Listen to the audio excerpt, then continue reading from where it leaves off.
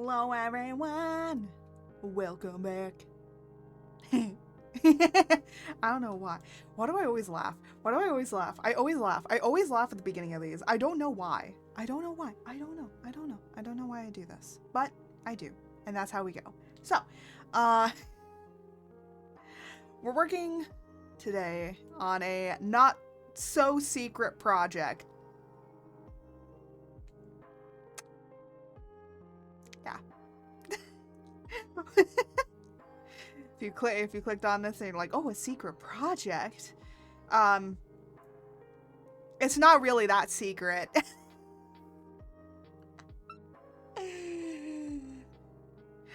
You know what? If you clicked on this, you got clickbaited. You got clickbaited hard. Look, we gotta do the clickbaiting thing. You know, you got clickbait now. That's how you get me. All right. Oh my goodness gracious. Yeah, but we're gonna be working on some stuff. I am going to talk about some things, other things out of other projects I'm working on. So yeah, we're gonna be just kind of chilling, talking, working on stuff. So if you wanna just use me as background noise while you work or study or something like that, go ahead. You'll just hear me say the most random things ever that will make you look up from your monitor, whatever you're drawing on, studying, or whatever. Open up my thing and just go, did she really just say that? Yeah, that's the kind of person I am. I'm the person that you put on the background and then I just say something and then you just go, wait a minute. I need to replay that back. What did she just say?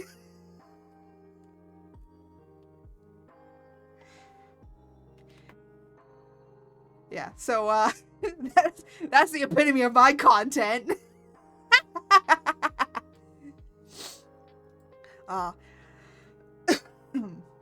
Excuse me.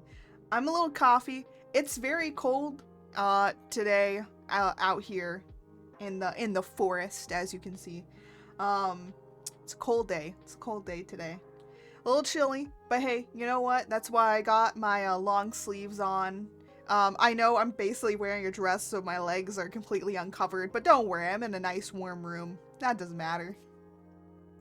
It can be as cold. It's 69 degrees in here! Nice. I have a thermostat in here, so I have like a thermostat. You guys can't see it. It's like it's behind me, so I can see what the temperature is in here. I literally have this in here so that then I know if it's getting too hot or too cold in here. And I literally was in here this morning shivering. I was shivering. It was cold. It was cold. George almost fell asleep and went into hibernation because of how cold it was. So we had to warm George up a little bit because if we didn't, he would be freezing and he would be asleep. So we don't want to make George fall asleep here. So yeah, it's cold. It's cold. But you know what? It's that time of year. It's cold. It's rainy. It's chilly, but it's nice. And you know, you like a warm cup of coffee. I got tea today. I got tea. So I have well, I don't have tea in the sense of drama. I mean, I have actual tea. Okay, so I don't got drama tea. I got actual tea. So don't be looking at me for actual tea. I mean, drama tea. I have actual tea. I have some decaf green tea because I can't drink too much caffeinated stuff or else my heart ends up palpitating so extremely fast that I can feel it beating in my chest. So no caffeine. Less caffeine. So I can't have as much caffeine as I want to anymore, which is sad. Because sometimes I just want more. And then it's like, no, you can't have any. It's like, but I want it. It makes my brain quiet. My brain quiets down with caffeine. Yeah, I gotta get tested for ADHD at this point.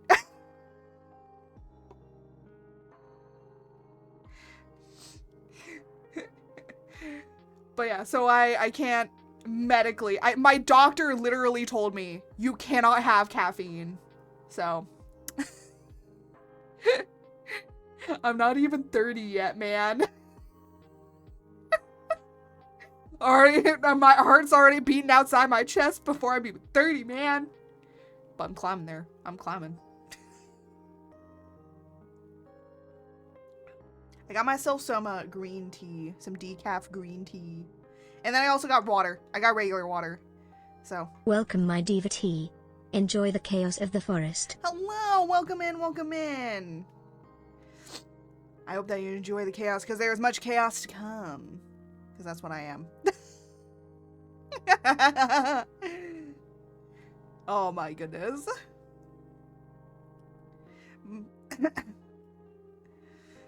Anyways, there was so much, but I got some tea because it's nice and cold, and I need to warm my body up somehow. So we got tea. Hiya, heya. Why did I say it like that? Oh my gosh. Why do I? Why? Why? What does lurker friendly mean? Lurker friendly just means that I don't mind people lurking in my chat. So that if you hop in and you don't say anything, you just go like, "Hey, I'm gonna lurk." You can just lurk. Yeah, that's what lurker friendly means. I know a lot of people don't use it. I just use it. I've seen a lot of my friends use it, so I just kind of put the tag on there just to let people know. Just to let people know that I'm okay with lurkers. Most of my community are lurkers. I know that. I know. I might not see you, but I can instantly I can check. But I never call people out. I'm just like, you know what? You lurk, you do what you do. Because I know that some people put me on as background noise. So yeah, I'm entertaining. I'm background entertainment. You know, it's okay. I know like some people are just like, no, you shouldn't be second screen entertainment. I'm like, I don't care about being second screen entertainment. I say enough stuff that will make people go, wait a minute, I need to replay that back again. I need to make sure she said what she said. But a lot of times we do a lot of cozy stuff, so I understand. So yeah. So oh yeah. Sorry, I over-explain a lot of things.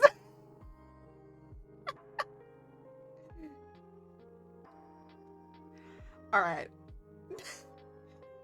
So, a few... Why am I blinking? My mind... Brain work in head. Brain cells must connect because I don't know where I was going with things.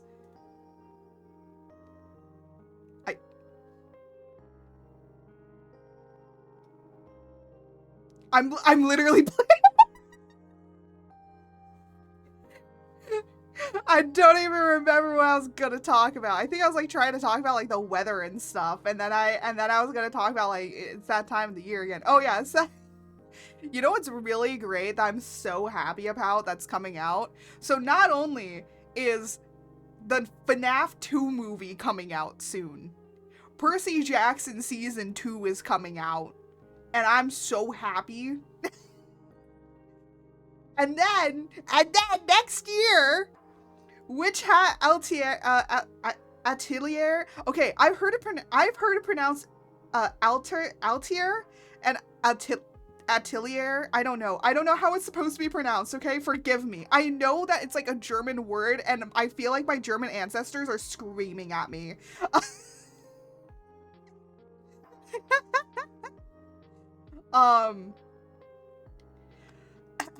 So I saw the trailer, the new anime trailer for it, and I was like, if you see me disappear in April, you know why. Because I actually have, I think they might do 24 episodes, and if they do, I think it's gonna cover however much of the manga I currently have, so I have to go out and get the new manga. Every time I go to get the new manga, because I sometimes like to go into physical box store, like into the physical store to get it, every single time that I try to go and get it, it doesn't have, it has all the things except what I need, or it just doesn't have the next volume of what I need, but it has the one after it. So I think I have like I'm up to volume 7, and I need like 8, like, you know, 8 and onward, and then it has volume 12. I'm like, no, I don't need volume 12. I need 8, 9, 10, 11, and then I can get 12. What is this? So you know what I end up leaving with? New books instead of the things I was looking for. Because I actually did go to Barnes & Noble recently with a friend, and we got some stuff. I got something that I had seen was now, instead of like a scroll, like web comic, was now being actually published. And so I decided to grab it. I'm not going to tell you what it is. I'll just tell you this much. It's 18 plus. So, and then, so I grabbed that one, and then I grabbed like 2 dames. One was a collection, one I'm adding because I was at 1,000 Autumns. I got the 2nd volume for that. And then another one was one that had been recommended to me, or like I kind of got recommended, and I was like, oh, you know what? I think I kind of liked this, I kind of liked this dame, so I think I like this one too. So I kind of picked it up because of that. And also, it came with a bunch of pictures, so I was happy. It came with like a big poster and like a bunch of little picture cards, and I was like, ah. So I picked that up. Not just because of the pictures, but also because I kind of do want to read it. It looks interesting. If I don't like it, I'm just not going to continue it, you know?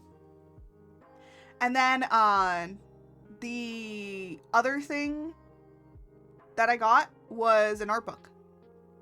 Yeah, got an art book.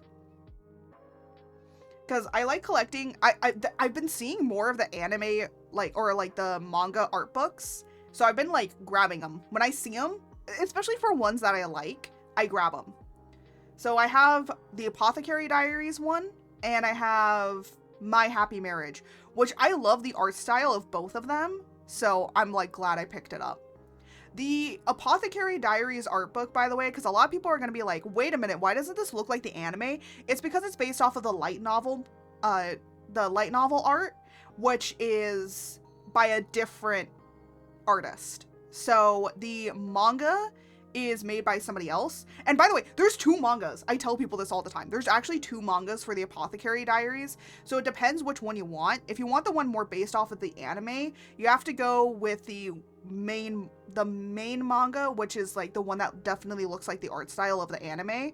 And then there's another one that is, I think, made by the same artist that is doing the light novel artwork.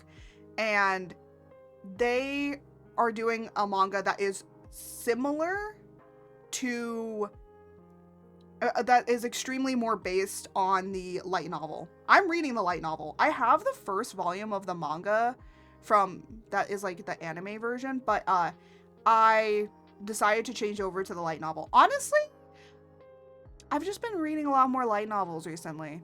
I've moved on. I've moved on from mangas to light novels. But I do collect mangas too. And of course, sometimes I do read like normal books here and there. So I think it's just like, I want to just read. I've been getting into reading a lot more again, which is like really nice. It's something of like a thing that I haven't been doing a lot. And so that's why I want to. And as you can see with this background, like there's a lot of books, and honestly, this pretty much covers how I am. Like I need to slot in more books down there, you know? Actually, my partner said like, hey, you should actually make these like actual books. And I was like, well, I would love to do that, but there's a problem of like copyright. So it's like, I just made them whatever. You know, in future, maybe I might have, because I'm working on a comic, and I finished writing an arc this morning. I'm so happy. I have like now 2 arcs written, which is so good. There's so many more arcs to go, but hey, you know, you just gotta chop it all down and just do it. Honestly, there's a few things I want to talk about with the comic actually, but we might do some cozy study streams where I'm just like typing away working on the comic and we can just like sit and talk about stuff. I'm not gonna show it, so it's not gonna be on screen, so you can't see it, but I'll like put something up for us to like watch and like play with and you know, just have fun and just be chill and like really cozy while I'm writing. So we might do that. And then, you know, I don't know, people can ask questions if they want to about like what it is I'm working on or like what's happening. They can ask, but yeah. But I don't want to show like any of the script writing stuff because that's gonna be like too much spoilers, you know. I want to give you guys, I don't want to give away too much. I'm a person that, you know, I don't want to spoil too much for you guys. I want you to be able to enjoy it and read what I have been working on, you know. And honestly, at this point, it's probably going to take me a few years before I can actually like really finish it and stuff. Because it's like, you know, I'm doing VTubing, I'm doing content creation, I'm doing like, I'm a one-woman team out here. So it is taking me a lot longer. And then it's like, you know, doing jobs and all of that sort of stuff. It's going to take me a bit. But honestly, how I'm writing the comic right now is kind of like a book. So if I wanted to turn it into a book, I could easily just like reformat it and stuff like that. And then easily just be like, okay, here's book. And I believe like one site that I'm thinking about posting the comic on, I might actually post it up as a web novel as well. Cause it has like a web novel option. So you can get like both.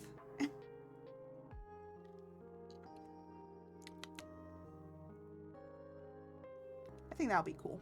And then,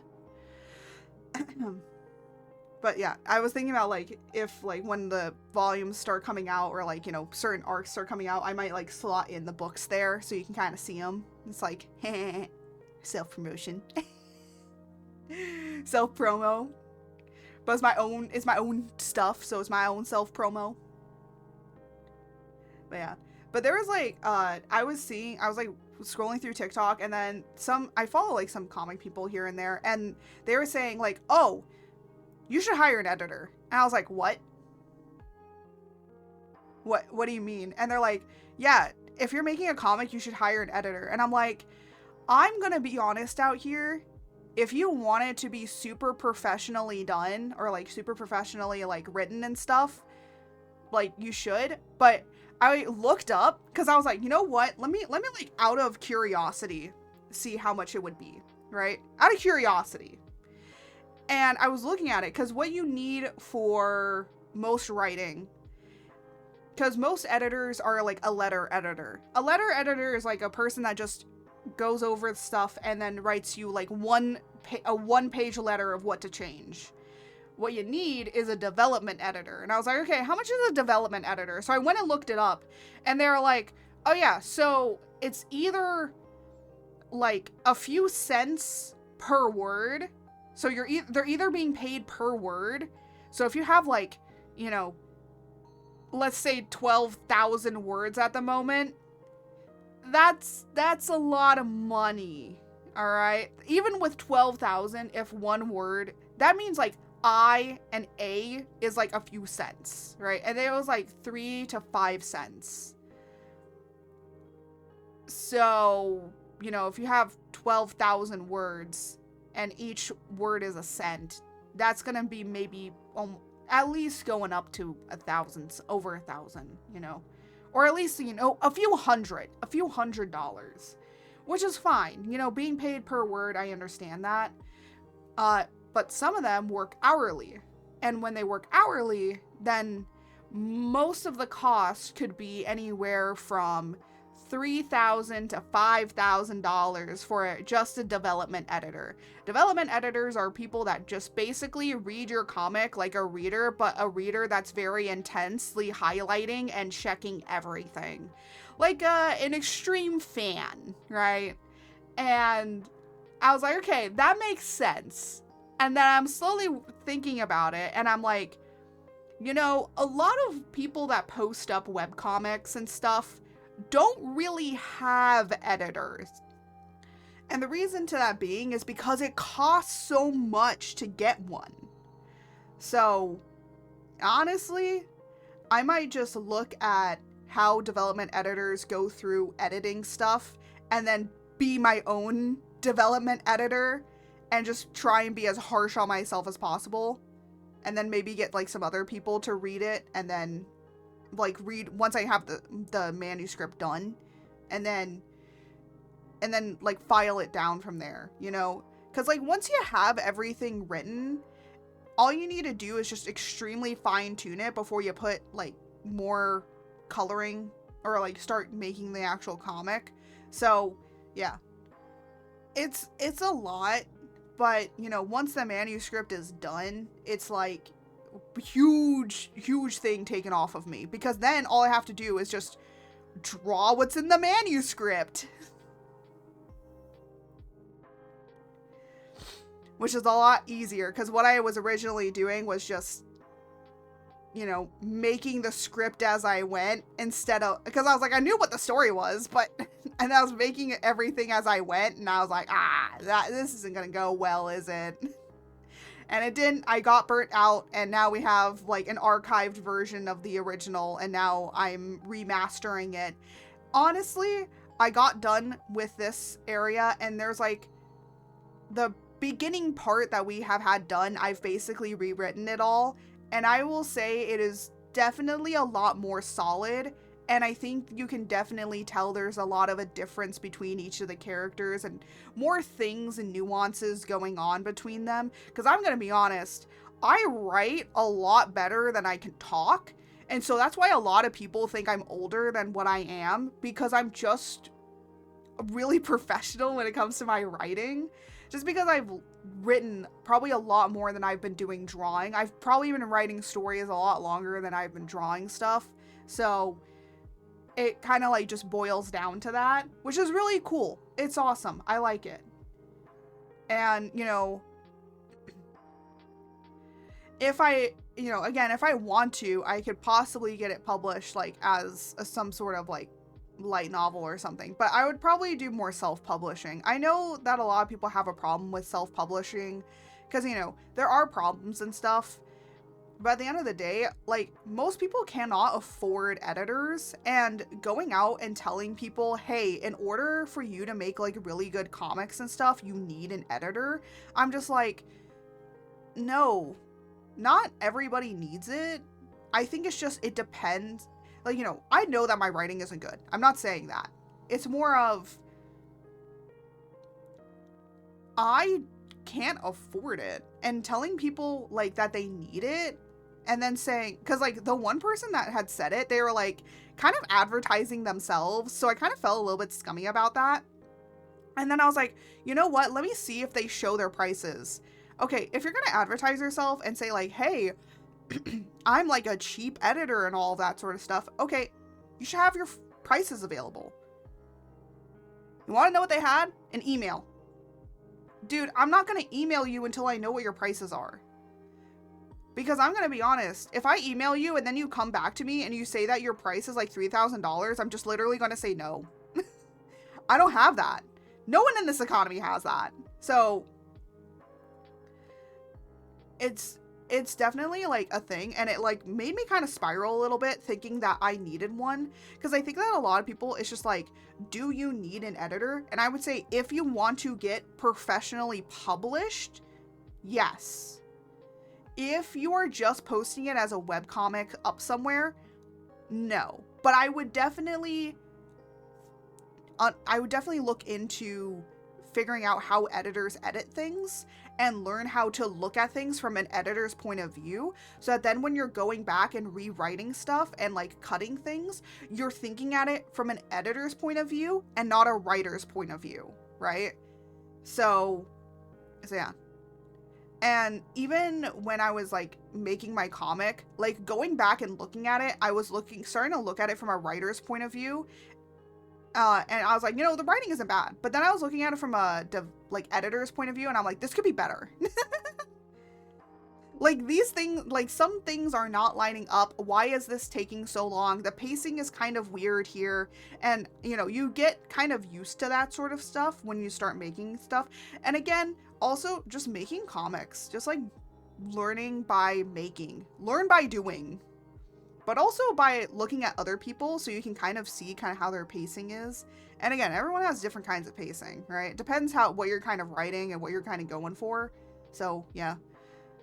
I think at the end of the day, it's just like, I'm just going to do it myself. And also I'm going to probably have like a bunch of ARC readers basically read it and just go, does this make sense? Because if they can't understand it or understand things that are going on, then I know that I've done something wrong and I need to go back and I need to edit it. So, yeah. And who knows, if I get like bigger or more popular or something like that, just like suddenly just come and, you know, the people saying like, yo, you came out of nowhere kind of situation. And it's like, no, I've just been here for a while. It's just like something finally blew up. Then it's like, okay, now I probably have the money and ability to actually hire it. I will say though, when it comes to monetary money stuff and all of that, the things that I'm going to be going towards first isn't really that stuff. It's going to be more towards like, you know, being able to financially take care of myself, be able to financially take care of everything around the house. It's like the first things is like being able to have a roof over my head and food and all of that sort of stuff. I feel like a lot of people miss that stuff when they kind of blow up. They're just like, they blow up and then they're just kind of like wasting all their money sometimes. But some people are smart and they're like, no, I'm going to try and do other things and financially secure myself so that then things can go well. And I'm like, yeah, those people are the ones that really last long. So, yeah. It's like a big thing, but honestly, it's not that much of a big thing because it's like, you know, you kind of get this itch to like really start working on it. And it's like, you know, I have the first arc finished and I'm like, I want to start working on it, but I'm like, no, I don't have all the characters finalized. I don't have all this stuff. So it's like, you know, while I'm editing that stuff, I can finalize character designs. And we might be working on character designs and stuff like that. We'll do that kind of stuff. Have fun, chill, hang out, talk about character design. Because we've done this before, and I'm probably going to do it more, because why the heck not? And also then I can like advertise and talk about the comic and get you guys more hyped about it, you know? I think that's another thing. But I am working on making like smaller comics here and there just to get better, you know, just get better at like writing stuff and formatting stuff. But I know that there's plenty of people out there that are just writing and publishing their own stuff, and I'm just like, you really don't need an editor. You just have to sometimes look at things from an editor's point of view, and then you can write something better. But if you feel like you can't do that, like, you know, you need another pair of eyes, like, you know, hit up your friends, you know? I'm sure they're down to read what you got. And honestly, that's what I might do, because there's one person that's really interested, and I might even have my community even also like get a little bit of it. So, yeah. So, without any further ado, we should probably like kind of be moving over into actually doing some art.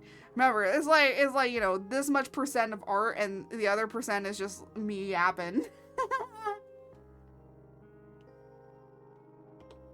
Oop. Me. Humanoi.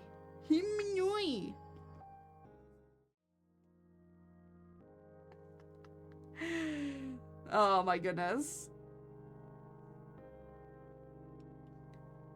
Hold on a second. There we go. I got my drawing all set up. Yay. Yippee. And now it doesn't get in George's way too much. Yippee. That's like one thing I was like making sure about. I was like, I don't want it to be in George's face. So, so this is the not so secret project, a customizable Furby model. Yay! I worked a little bit on it. We're just gonna work on it a little bit more. Just kind of like working on some stuff, adding some things here and there. Because I have like a little list of stuff.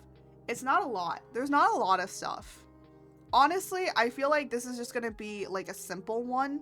I don't want to make it too crazy, because I feel like if I start making it too crazy, because this is my first customizable. Well, technically it's my second, because I've done a Furby model in the past, but this one, that one's like free. That one's I'm gonna always keep as free, but this one is like an updated one. This one will not be free. I might make this like, I don't know what I'm gonna price it at. I have to see like how afterwards, but I am gonna be working on this a little bit more. I don't know if I'm gonna finish it by the end of the year. It might come out next year. But I do want it out for people because I know that people would be interested in this, and it's like, hey, you can either commission me to make you into a Furby, or you can get this and you can customize your own, right? I think like that's a little fair.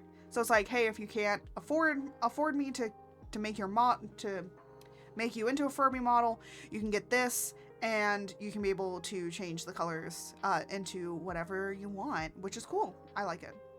And then there is something I wanted to show you guys. So I was kind of experimenting around because I was like thinking about the comic. Oh my gosh, my voice. I was thinking about the comic a little bit, and when I was thinking about the comic, I started thinking about, hey, how do I want to do the art style? Because my illustration work is great and all, but I feel like it's not going to go over well for a comic, because I will say sometimes some things get lost because I do lineless. So I do lineless art, which is this. No lines. Which is good. It's good for illustration work. I think that it's great for drawing and pictures and stuff like that. For making like really good, really well thought out like drawings, right? But then I was like, let me do a few tests. So this one was doing line art with the typical cell shading. I am not great at doing cell shading, so as you can see, it's not really that amazing. However, it does look like the typical style that you see with a lot of webcomics. And I'm like, I kind of like that, but I don't think it's too much me, right? It's not me. It's typical. This is what you expect. So I was like, okay, well, I don't really like that. So I decided, let me render it the way that I would render with like more of a painterly brush like. So it has the line art, but then it has the painterly brush. And I was like, this is more me, but because of the line work, it definitely solidifies it more and make certain things like pop out. But because of the lighting and the shading, like still you can tell what's behind, what's in front, all that sort of stuff. So I can get more detailed with it. And then of course the last one, ignore that the hair isn't done. I kind of just like stopped at the hair. And then there was this one, which is my normal one. And I'm like, for a comic, and because there's probably going to be a lot going on, there's going to be like fighting scenes, there's going to be a lot of quiet moments here and there too. So like this would work if I was doing like slice of life. I feel like slice of life comics, this could work with being lineless. But because it's a comic and it's going to have action in it and stuff, I was like, I need to do lines. So I did some line work and I was like, okay, I think I like this one is a good balance medium between the two because it's kind of soft cell shading. It's not really completely cell shaded. Because there's some points where I'm doing like harsh lines here and there, or harsh drawings, but the lines are definitely really good. And I don't know if you can really tell, but I can't really tell on my other screen. But I also have the line art faded here so that you can kind of see behind the hair a little bit. So you can kind of see what the eyebrows are like doing here. You can kind of see like everything going on, which I think is like really cool. I like when animes kind of do that. I also like when mangas do that too.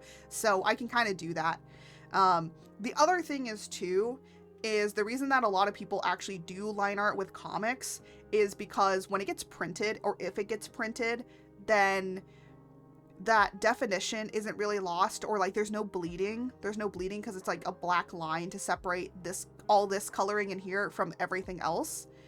Now my backgrounds might end up being this, so there is going to be kind of that, but I've noticed in some comics that just kind of happens where there's not really much line art, But in certain circumstances, depending on the area, they will have line art, they won't have line art. So it's like more environmental pieces probably won't have it, because I just think that line art and environmental pieces just don't look good together, because I think it makes them too stiff. But things for like furniture, buildings, like, you know, you kind of need to make it a little bit stiffer. So that's kind of like what I did. And then the other thing that I did is this line art actually isn't black. It's like a really dark purple. And I was like, ooh, it would be cool if I made every single person's line art like unique to them. But then I was like, no, that'd be too crazy. I need to find like, I might just make it like a dark blue, kind of a really dark blue, almost black. And the reason being is because some people have black. And I know that if I make it too black, I feel like, I'm gonna be honest, I hate black line art. I hate it. I hate when people do the black line art thing. I know like in comics and stuff, like people can make it look good, but with how I'm gonna do my art style and how I render and shade things, the black line art just doesn't look good. Here, I'll show you. I'll show you like an example. I think I have something in here that literally shows it. Is it this one? No. There we go. That's the really black line art. Like, yeah, you can really tell, like, everything differentiating, but I was like, I don't want it to be that harsh. I don't want it to be that harsh of lines. I just want it to be enough to where you can see that it's line art, but it doesn't take away from the rest of the piece. And I feel like black line art works. Black line art works if it's going to be extremely cel shaded. But for the style I'm going with how I'm doing the shading, it just doesn't work. So I'm going to need to do a color, but at least a darker color. So that's why I was thinking of to just make it either a purple or a blue or something like that. Something that's going to work across all of them. And what I might do is do like kind of this little lineup, but do it like do a little chibi models with them and render them like how I would this. And then like change their line art color and then figure out that. So there's a lot of other things that kind of goes into the process of making comics, because a lot of people probably don't even think about this stuff, but I do, because my art style definitely does not fit the traditional comic making style. Because I feel like people are gonna be like, why are you doing it like this? Like this looks so weird. But at the end of the day, it's something different, and if people like it, people like it. If people don't like it, scroll about your day, you know? This is just the way I want to do it, and I feel like it's a happy medium between the two. And it also does simplify a lot of things, because I don't need to... This took me an hour to do, because I just like copied like the line art and stuff. So if I was working from base, the line art and everything took me about an hour, 2 hours. It also speeds up my process. Okay, it speeds up my process a lot, because the line art is already done, and then I just have to follow what's on the line art, and then whatever the shading and highlighting is for the scene, right? And so if this took me an hour with just like its cel shadingness, right? And then this one took me also about an hour. The rendering was a little longer, but coloring and everything was like really a lot faster, because, you know, I had this. This one took longer because I had to, you know, basically separate up each color. I had to make sure that all the color was right and everything like that. So this took me a longer process to do compared to these two.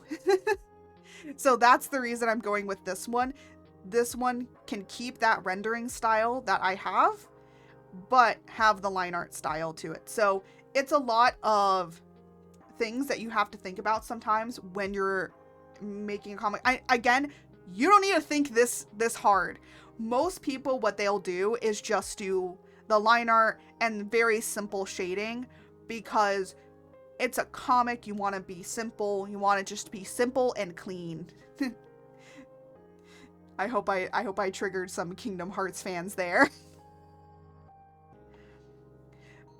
So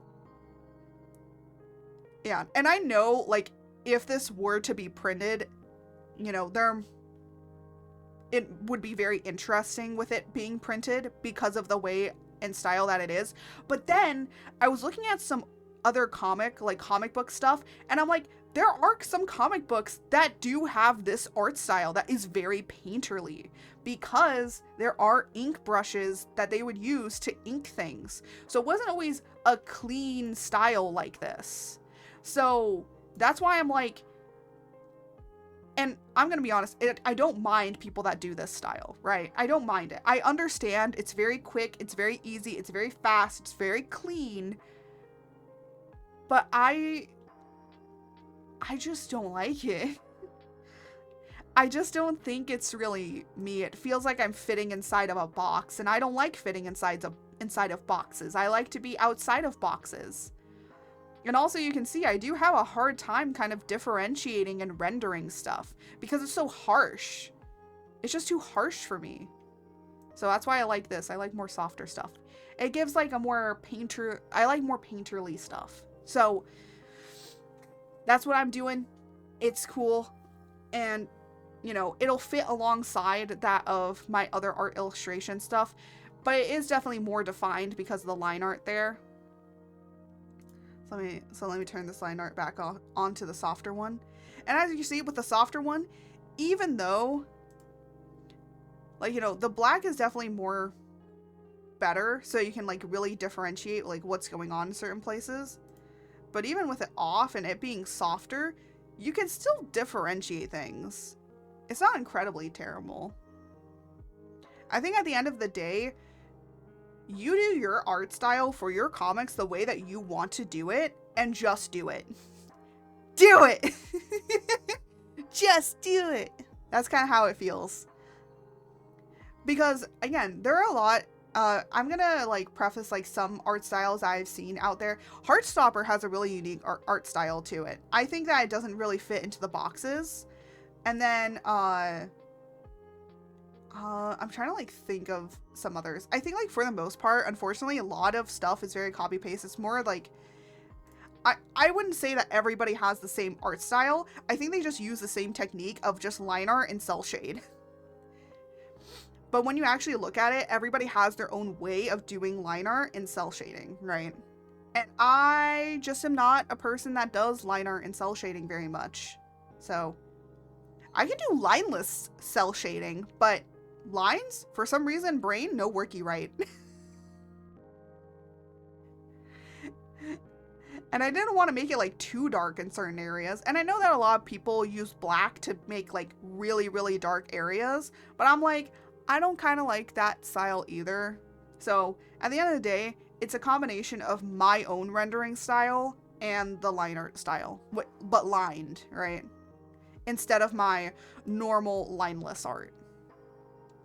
And again, this will speed up the process so much more, honestly, because coloring this was so much simpler because I could literally just select the area and fill it with the bucket tool. Like, that's so much easier than having to painstakingly draw every single area and then fill it with the bucket tool. So I understand why people do line art on their stuff because it is so much easier to fill up the color. The other thing is too, is that if I do get like, because honestly, one person was saying like, if I wanted to hire people, I could just hire a colorist to literally say, hey, so here's everything, here's the line art, color it. Just like put all the color in. And then all I have to do is render and shade and that's it. So then it takes like a thing off of my plate to do, right? If I want to hire somebody. That's if. Honestly, I think I just might make it myself, which, you know what? I know I'm going to have days where I'm going to burn out, but what I'm thinking about doing is doing batches. So basically, I'll be like, okay, this month I'm going to work, or like, you know, these few months I'm going to work from this chapter to this chapter and then be done with it. And then take a break for like a month or two, and then once I'm recovered, do the next batch, right? And kind of do that. what I'm planning on kind of doing is having the comic basically fully done before I even start posting it, which might be a little crazy to do, but it's kind of just something I want to do because I want to be able to post it up more consistently, and I might either have it be posted up bi-weekly, so it posts every 2 weeks, or every month.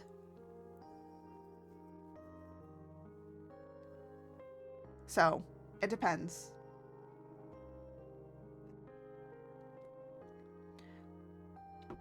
But one thing that we might do, and I've been thinking about doing on stream as well, is we might do cover art for some of the covers. Because I like when chapters have like little cover art pictures. I like that in manga and stuff.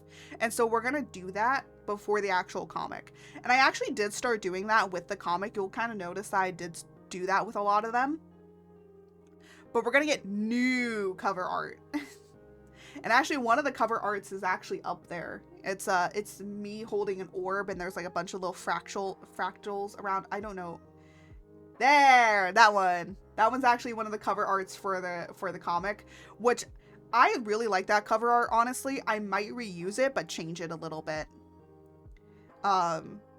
Because I like how it came out. I like how it came out. It was ambitious of me to do something like that. So we might do something like that. And all the cover art will be in this lineless work. So it's going to be like an illustration. And then I was also thinking, because it's going to be an illustration, I might actually sell them as prints for people. So people can actually like buy them as prints. That's if I like put them up on the shop for prints and stuff like that. So that then people can be able to actually have the cover art in their home. Because, you know, might as well. I already made it. I already drew it. So yeah. I know, it's like a lot of things that I have going on in the background with when it comes to like the comic, but it's like, it's these like slow little steps that go to help me define what I want to do, right? I wish it could be so much easier. You know, I wish I could just have the money to basically say, hey, I like your art, do this comic for me, right? I wish it could be that kind of simplicity to it, but most of the time, it just doesn't end up being that way. But at the end of the day, I feel like if I did that, I may not enjoy it too much. Because, like, I enjoy drawing, I enjoy writing. I want this to just be a thing for me. And honestly, I've always wanted to write my own book and, you know, make something like this. And if it takes me a few years to make it, at least I can look back and say, hey, I did that, you know? And currently in the background, I actually am working on a one-shot comic that is gonna be the background lore for the male model.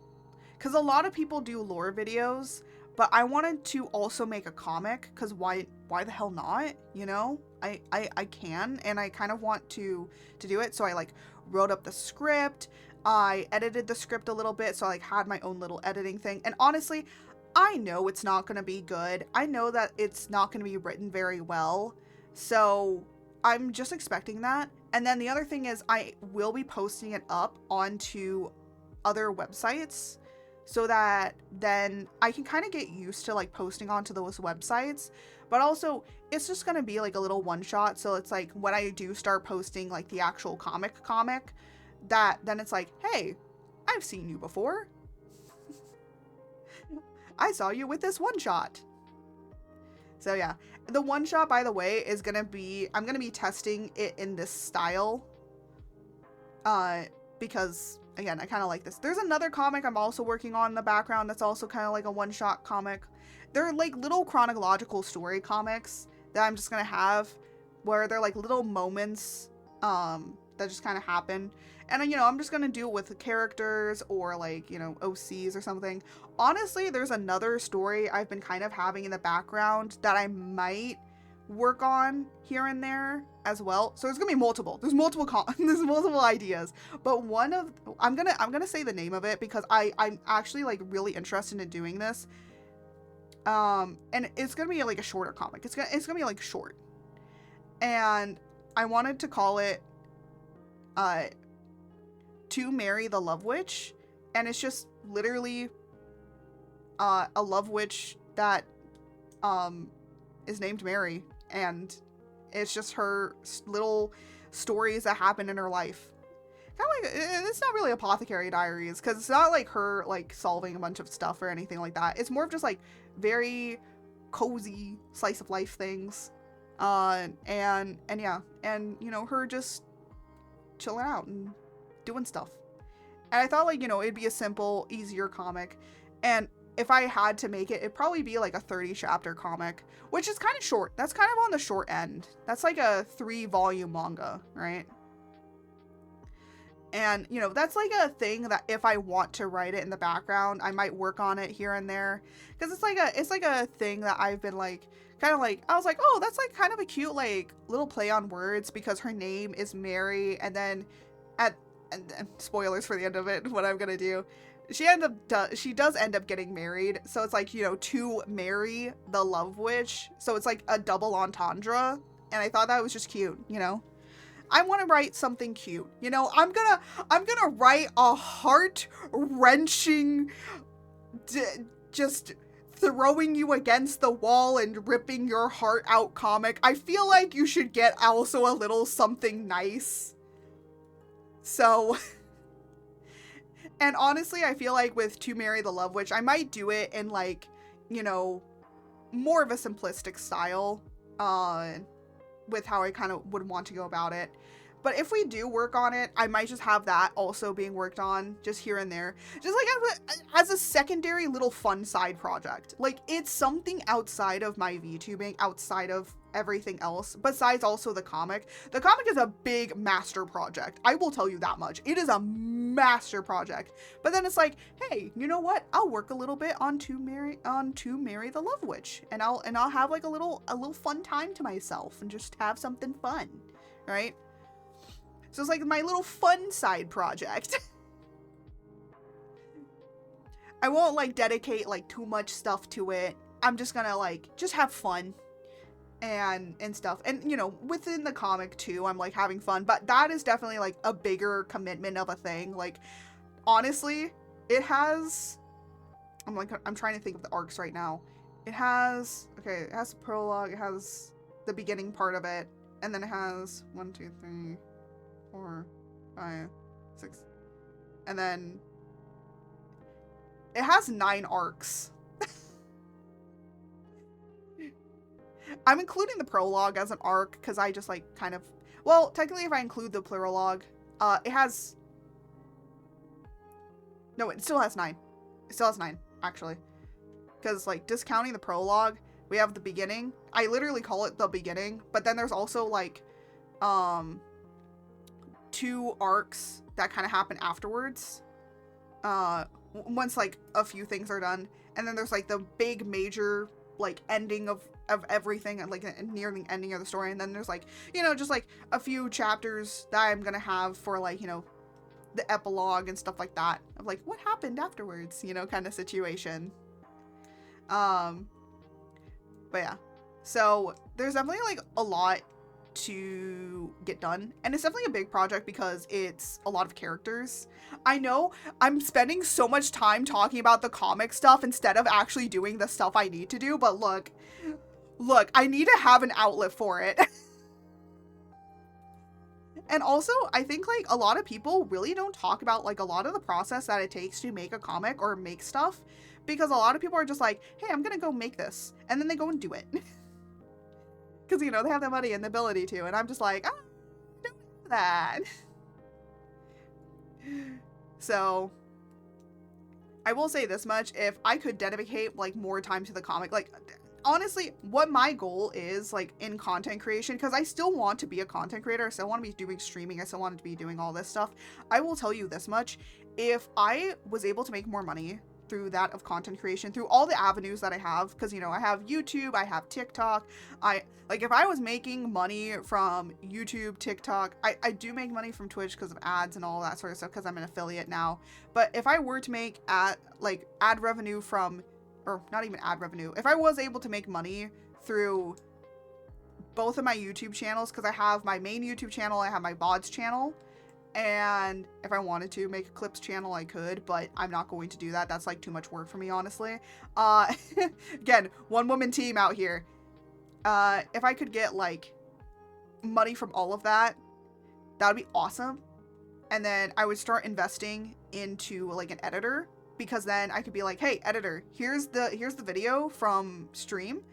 Edit some clips down, edit some, like, you know, go through it, edit some clips down. The good thing of what I have is that I can do markers and stuff, so that when it gets to the editor, I can be like, hey, so I marked some things. You can look through it, but you could also like watch the entire thing too if you wanted to.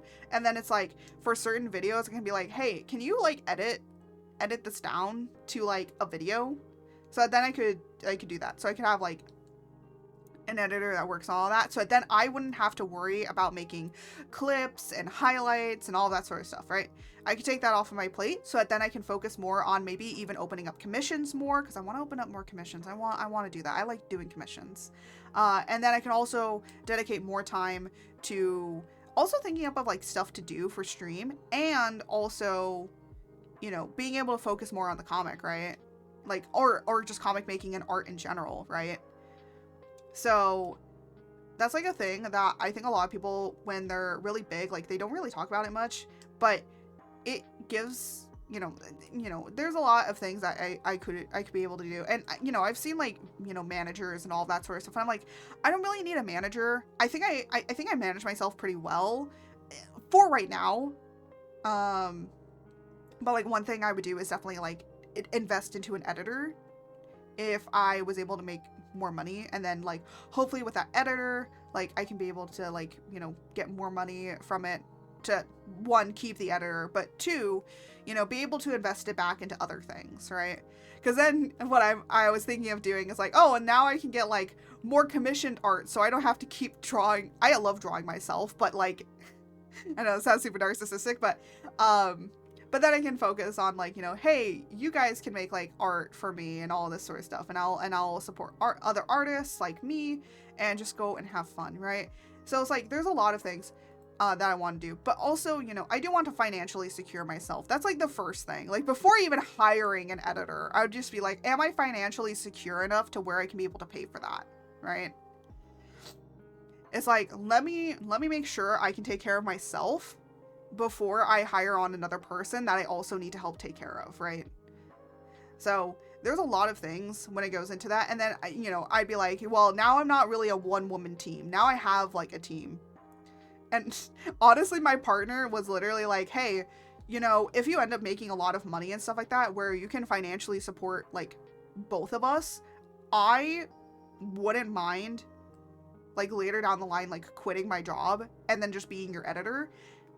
Now, of course, that is something that I would have to be really, really big, right? I would have to be making like pretty good amount of money out here. And I would say like at minimum, maybe $6,000 to $10,000 a month. Constantly.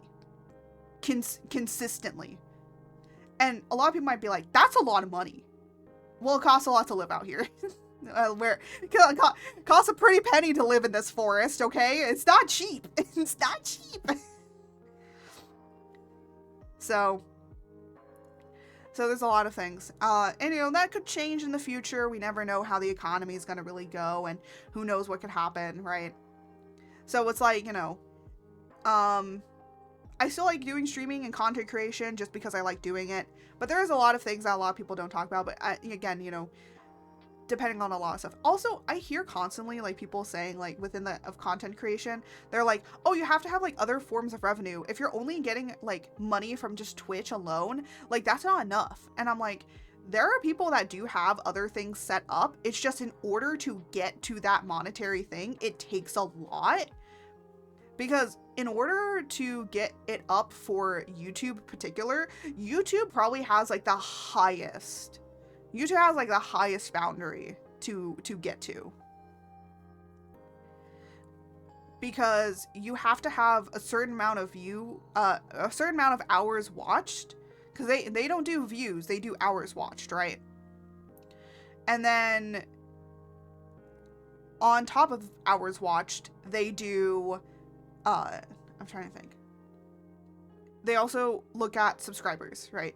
How many you have. So in order to get to the first hurdle, which is your, I guess, affiliate. It would be like a YouTube affiliate. YouTube affiliate gives you access to memberships. So people can get access to memberships, and people can get access to super chats, and you can put like shop links. So I would definitely put like my merch up there to be like, hey guys, I have merch. You can buy merch, right? And then it's like, if later down the line I am publishing the comic myself, because I actually looked into self-publishing. I looked into it a little bit. I was like, oh, you know what? It's not that bad. Like, you know, once you get up to a certain amount, right? And so I was looking at it and I was like, oh, you know what? That might be something I might do in the future. Either I'll make one just for myself, right? Honestly, I might make one just for myself, just to have as for myself. And then, so when it comes down to things, you know, I might put that up there. And then, so you can get the shop link, and that's it. That's all you get. So you get access to memberships, you get access to super chats, and you get access to a shop link, right? So you can put like items from your store or shops or anything like that you can put in there. There's that. And then you have to get to the next hurdle. The next hurdle is the ad revenue. The ad revenue one is a little bit higher because you have to reach 1,000 subscribers, which honestly, if you reach 500, I feel like you can reach 1,000 and no problem. It's not gonna be that difficult. However, the issue of what is the actual worst hurdle ever, because the thing is, a lot of people are watching YouTube videos, right? But because of YouTube Shorts, a lot of people are not watching videos anymore, they're watching shorts. The problem is, I actually hate how much they're asking for when it comes to views for shorts. I think that they need to lower it extremely. But the reason that they don't want to lower it is because they don't want to make a whole bunch of people into affiliates. So that's why. So for YouTube, you need... What the heck was that? Sorry, I got distracted.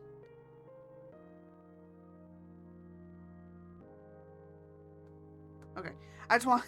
I got like a notification on something. I was like, what? What is that? So for YouTube, you need 500 subscribers, but then you either need 3,000 hours of watch hours within a year, or you need, I think it's like 3 million views on shorts within 90 days. So basically they're like, hey, so either, you know, in a year you get 3,000 hours watched, or you go viral. That's what... And then, you know, the next one isn't so much better because it says like an hour. No, it's like 4 million for partner, or 4,000 hours of watch hour within a year. And again, I don't think it's that incredibly bad. I just think that it's the watch hours and the views, because you can get like a whole bunch of subscribers. You can have 10,000 subscribers and never reach it because of those limitations, right?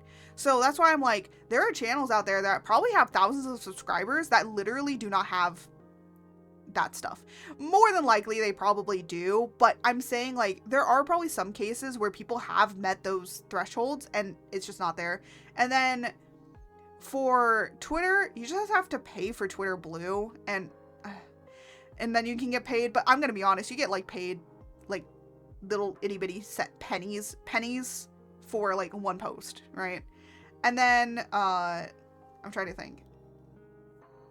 And then you have TikTok. TikTok, the only thing that I've noticed that you need to hit is just 10,000 followers, and that's it. Which honestly, right now with TikTok, because I feel like TikTok's very oversaturated. At least with TikTok is oversaturated with anybody can be a content creator. That's what I mean.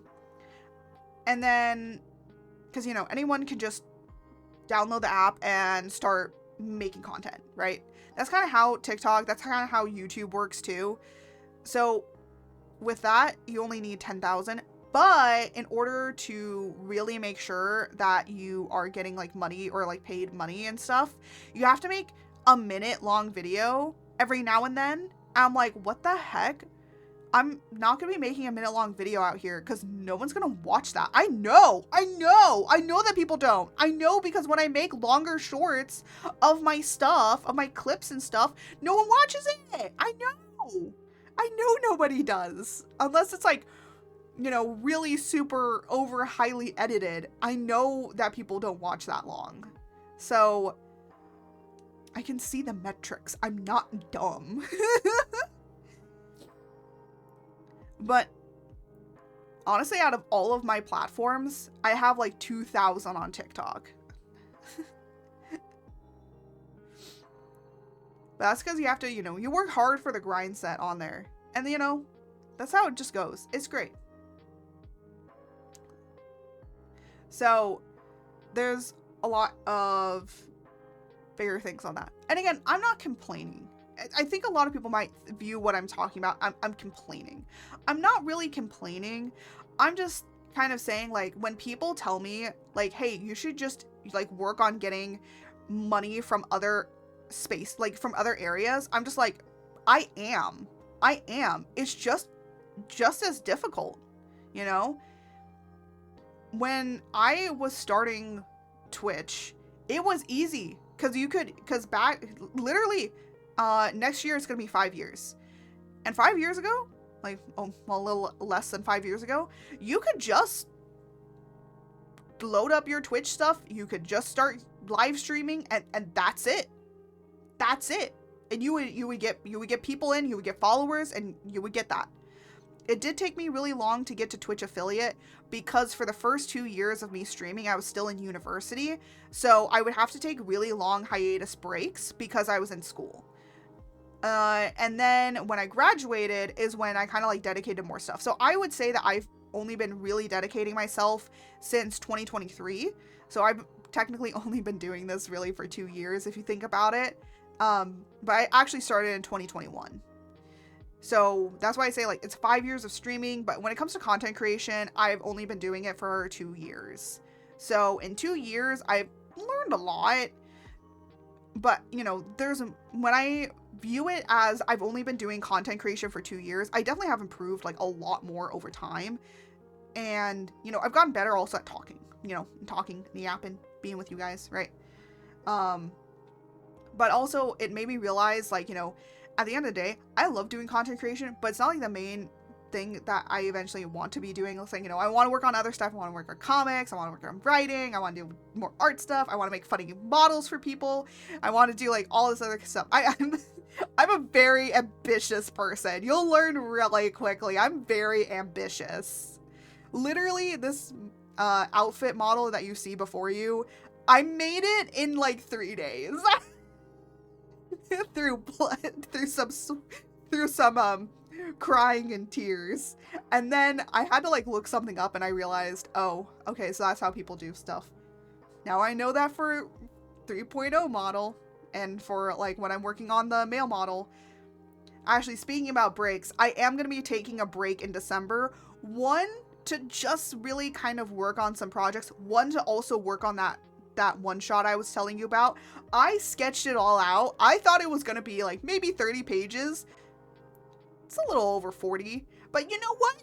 40 pages? That's not too bad. That's enough of a one shot. That's like one volume. That's like one book, you know?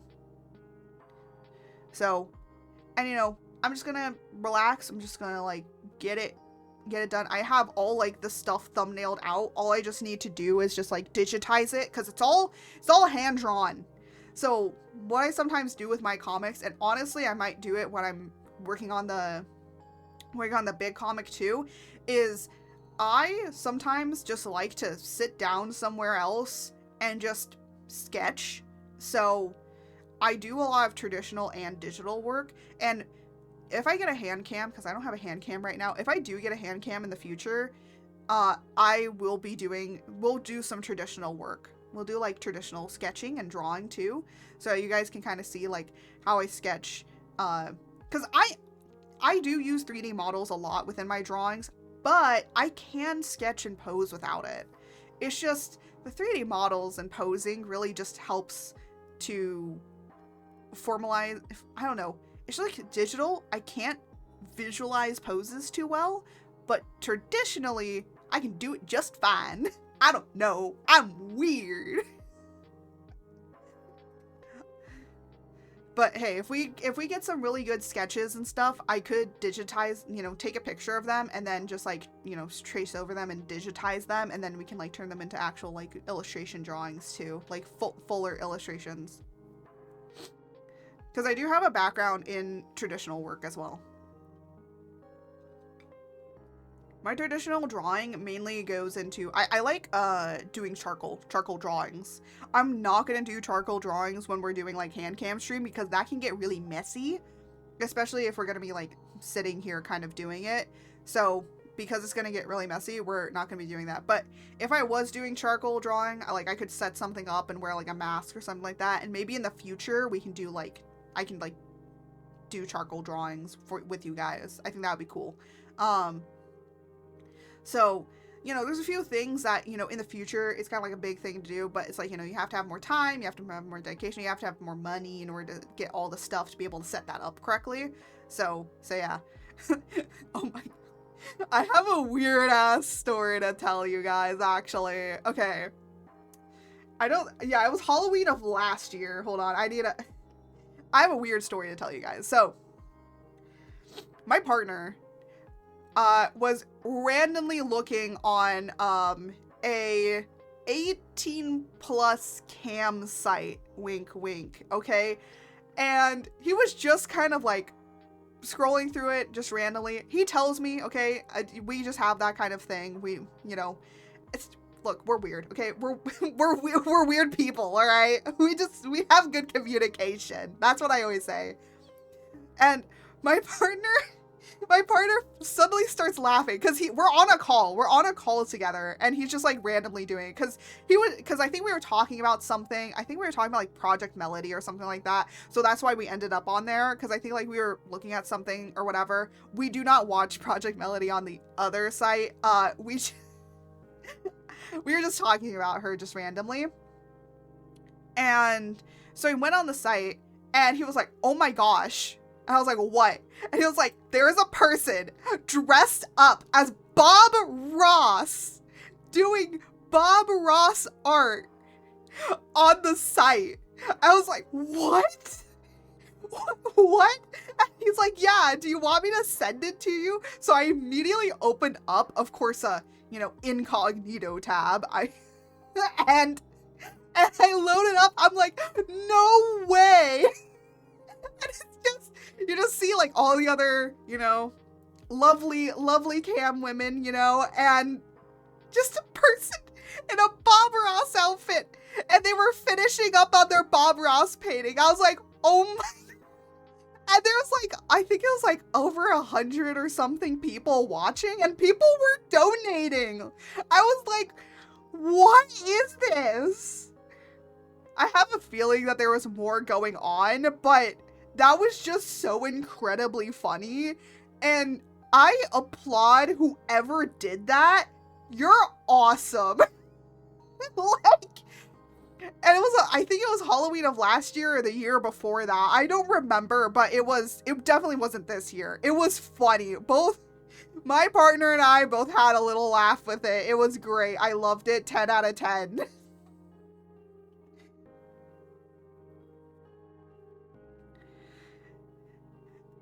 See, I might be, you might lurk, but I say some random stuff sometimes, so you might get a weird story here and there.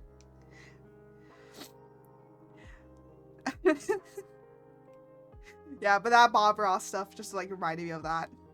But yeah, anyways, I think I'm done talking about the comic a little bit more, but there's a lot of things, like, you know, again, I'm a very ambitious person. I want to get a lot of stuff done, and, you know, I will say this much, with ADHD brain, like, you kind of want to get everything done at in one go, and I'm like, no, I just have to take it bit by bit, and I'm like, you know what, I did good today, because this morning I woke up and I was like, you know what, I'm gonna work a little bit on writing the comic a little bit more.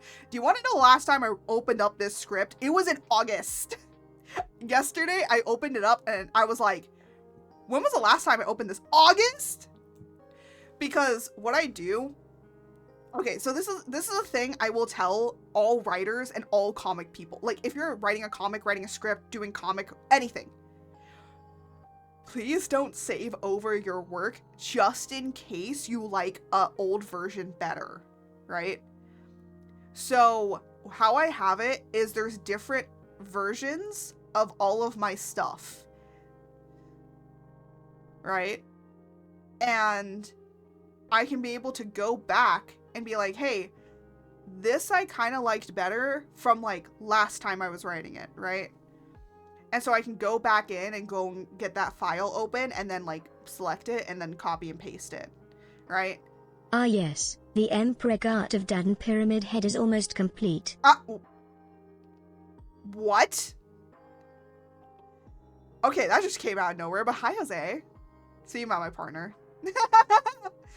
I told them the funny story about the Bob Ross that we saw on the adult site.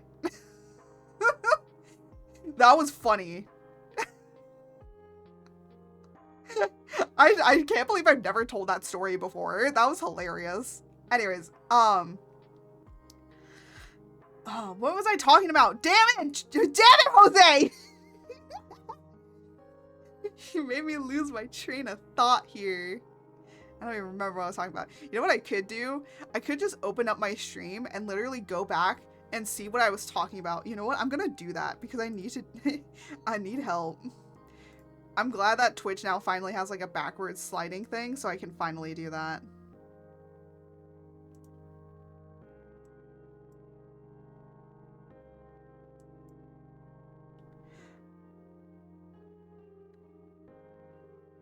Okay, I got it. I was talking about how to write. How I write Dad stuff. did max overtime today again. Only one tiles banker showed up for day shift and there were 2 tables open. What the hell? I'll smite them for you. I'll smite them so that they should have done their work. Also, by the way, we're supposed to work on this and I've just been yapping for the past hour. I've just been talking instead about the comic at length. Oh yeah, Jose, this is what I actually wanted. I wanted to show you this, but we always like kept missing each other. So I was experimenting with styles for what I wanted to do. So, we have my normal illustration style, and then we have a line art style, but with my normal rendering style. And then we have like, the line art cell shading, which is what everyone does, right? And I decided with going with this one because I think it's a happy medium between the two. That way I can have the line art. And also, I made the line art Gasp, women. Dad is deathly afraid. Oh no! Women! Run! Run! Women! Run for your lives! There's women! Okay, I think I scared everyone off.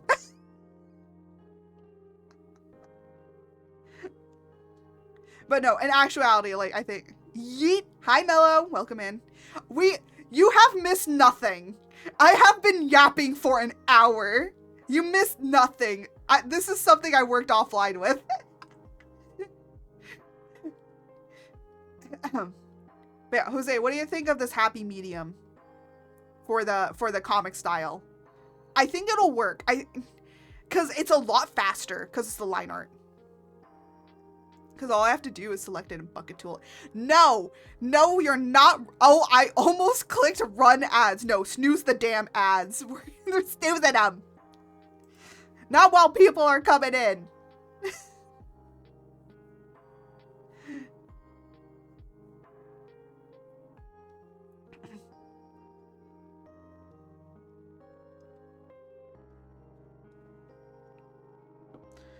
Cell shade and happy medium look nice. Yeah, that's what I felt. Yeah. Like, I'm not opposed to doing cell shading, but this fits a lot of my style better, and it's like more me. So that's why I was like, I'm gonna probably do this. The good thing is that I don't have to like overly render it like this one, right? Like this one I have to focus so much more on how to do the lighting and shading and stuff, but this one I can be a little bit like less on. I don't have to do like as extremely. And you want to know what? This one has taken me like 2 hours. This took me an hour. So it took half the time, right? So that's why I'm like, yeah, going with this one. Because it speeds up the process, right? That's, at the end of the day, I wanted to find something that was a happy medium. And again, I don't mind this either. It just doesn't fit a lot of my style and how I work. Again, no shame to people that do cell shading. It just feels like this one just feels more me. And also it just like, I kind of like comics and stuff that kind of have this like more painterly look. I like when they look a little different.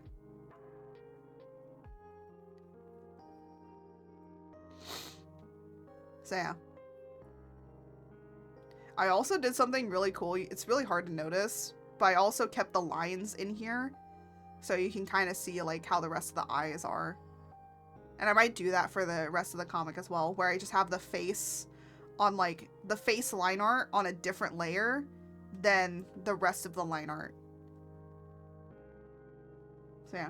The other thing I could do too is if I wanted to, I could do like all the hair line art and all the line art differently, but I'm like, nah, that's gonna get too crazy. That's gonna get too crazy. Yeah. You know, but I still do like my normal art style as well. I just think that fits better for illustration work. And actually there's an artist that I kind of follow that they kind of have like this illustration work, but then they have like this for their comic and other stuff. And I'm like, you know what, that makes sense. That makes sense. So, but yeah. So I just wanted to like kind of show you guys that. I talked at length about the comic. But one thing I will say when it comes to like writing and stuff, because yeah, I was trying to like think of what was I talking about with writing again? Hold on, let me pull up. I think I was talking about like how to write when it comes to like writing a comic or like writing in general. Just like take it piece by piece. Honestly, just take it piece by piece with writing. And yeah, there was like more I wanted to say. I don't know. I don't remember. It's so great that I can just like scroll back.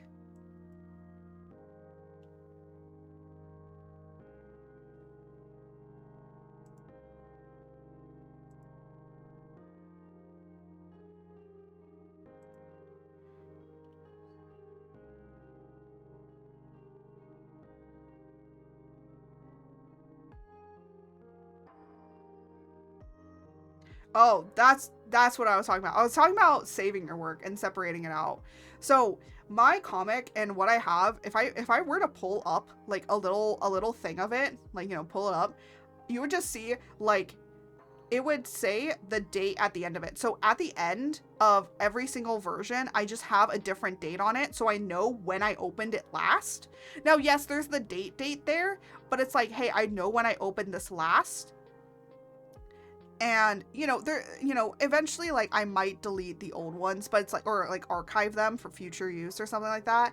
And so then I can just like go through all the different ones and then, you know, just know when I last opened it and then what I've been working on. And yes, I do change it day to day as well. Like if I work on it yesterday and then I worked on it today, I am changing the date on it.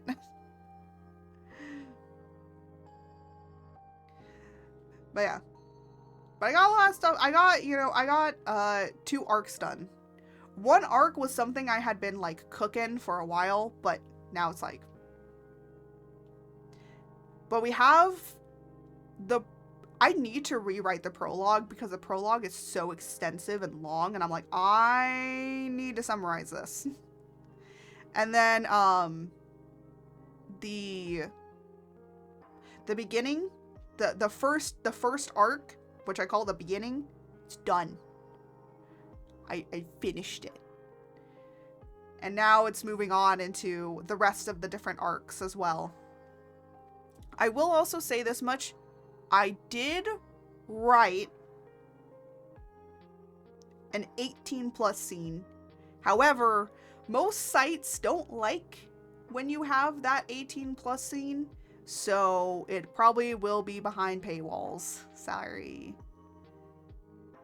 Because there's no really way I can... Well, either it'll probably be behind Patreon for a bit, and then I'm gonna try and release it on... kind of censored a little bit on some other platforms, if I can. I don't think I can put it on Webtoon or Tapas or anything. I think I could do it on Global Comics. There's some places that allow it, and it's kind of like, you know, you have to really read the TOS stuff in order to make sure of that. It's kind of how it is. So,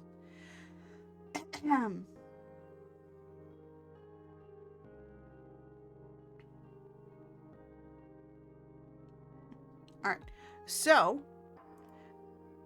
now that I kind of like showed off this a little bit, because I wanted to like kind of show you guys this a little bit, and I've talked at length about the comic for a good while.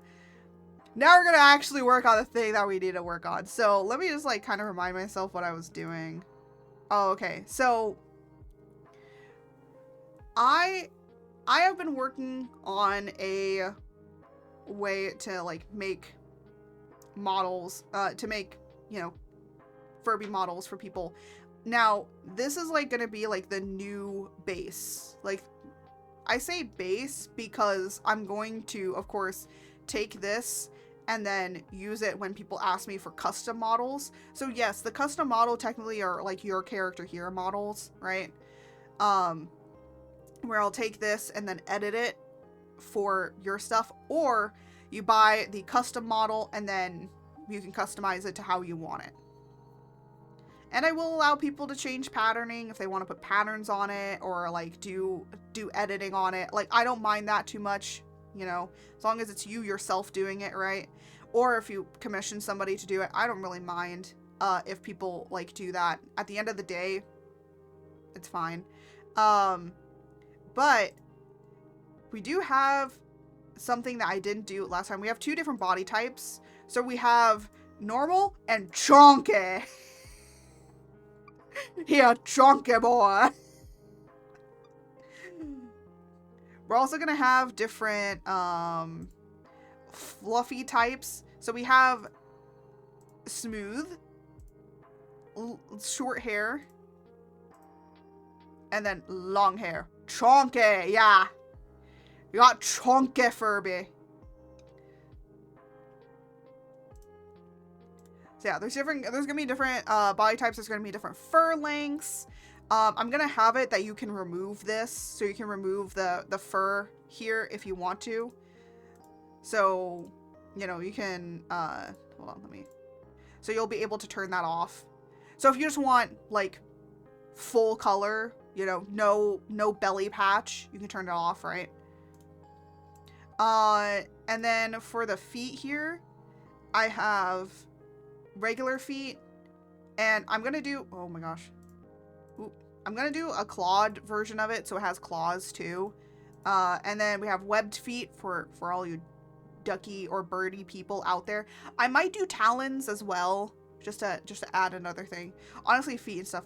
I have hooves because I decided to add out also some cow stuff to this too. All right. So there are a few different things. Again, I don't want to go overboard with it because I feel like if I start going too overboard, I'm not going to finish it. That's kind of what happened with the last one. Is like I started going too overboard. But 2 things I do want to add: talons and tentacles. I want to add tentacles to this because I liked the tentacles that I had done, and I am going to add them to here so that then people can get like cursed tentacle, I don't know, Furbies. I know they exist. I've seen them. By the way, if you want long Furby, that has to be commissioned. I don't know. I might I might make a customizable long Furby as well, and that one will be cheaper because, like, you know, I'm just taking the faceplate and everything from here and then just putting it onto a longer Furby. So those are the feet. And then, you know, we have a whole bunch of different ear shapes that I'm doing. I have, like, bunny ears. We have, like, floppy ears. Then we kind of have, like, dog ears. I was saying, like, this is also cow ears if you wanted to. So. And then we have normal Furby ears. They're this color because this is going to be a mask. And then I'm going to, like, have a few layers in here. So there's going to be a top part. And there's going to be an inside part. And then there's going to be a fluff part here. So you can add fluff to your ear. Or you could take it away. The reason I'm doing that is because then it makes more 3D. All right, and ads are playing. So you know what? I'm gonna take a wee break to just. I have been yapping, and I have not been taking any like sipping of water or my tea. And my tea is now like cooled enough to a temperature that I can be able to drink it now. Yippee.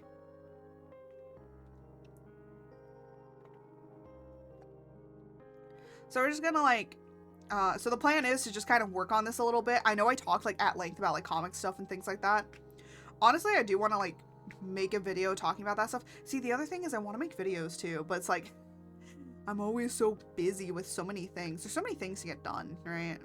I'm one woman. There's so many things I want to do. So that's what we're gonna kind of do. Oh, excuse me. That was, oh, super ladylike of me, isn't it? That was super ladylike. 10 out of 10 ladylike. You know, I should have a thing of like rate my burp.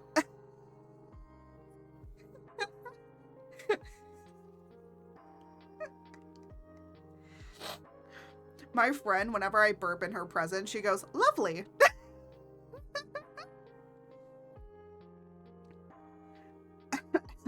And then it's like, I'm so super ladylike, aren't I? Such a lady.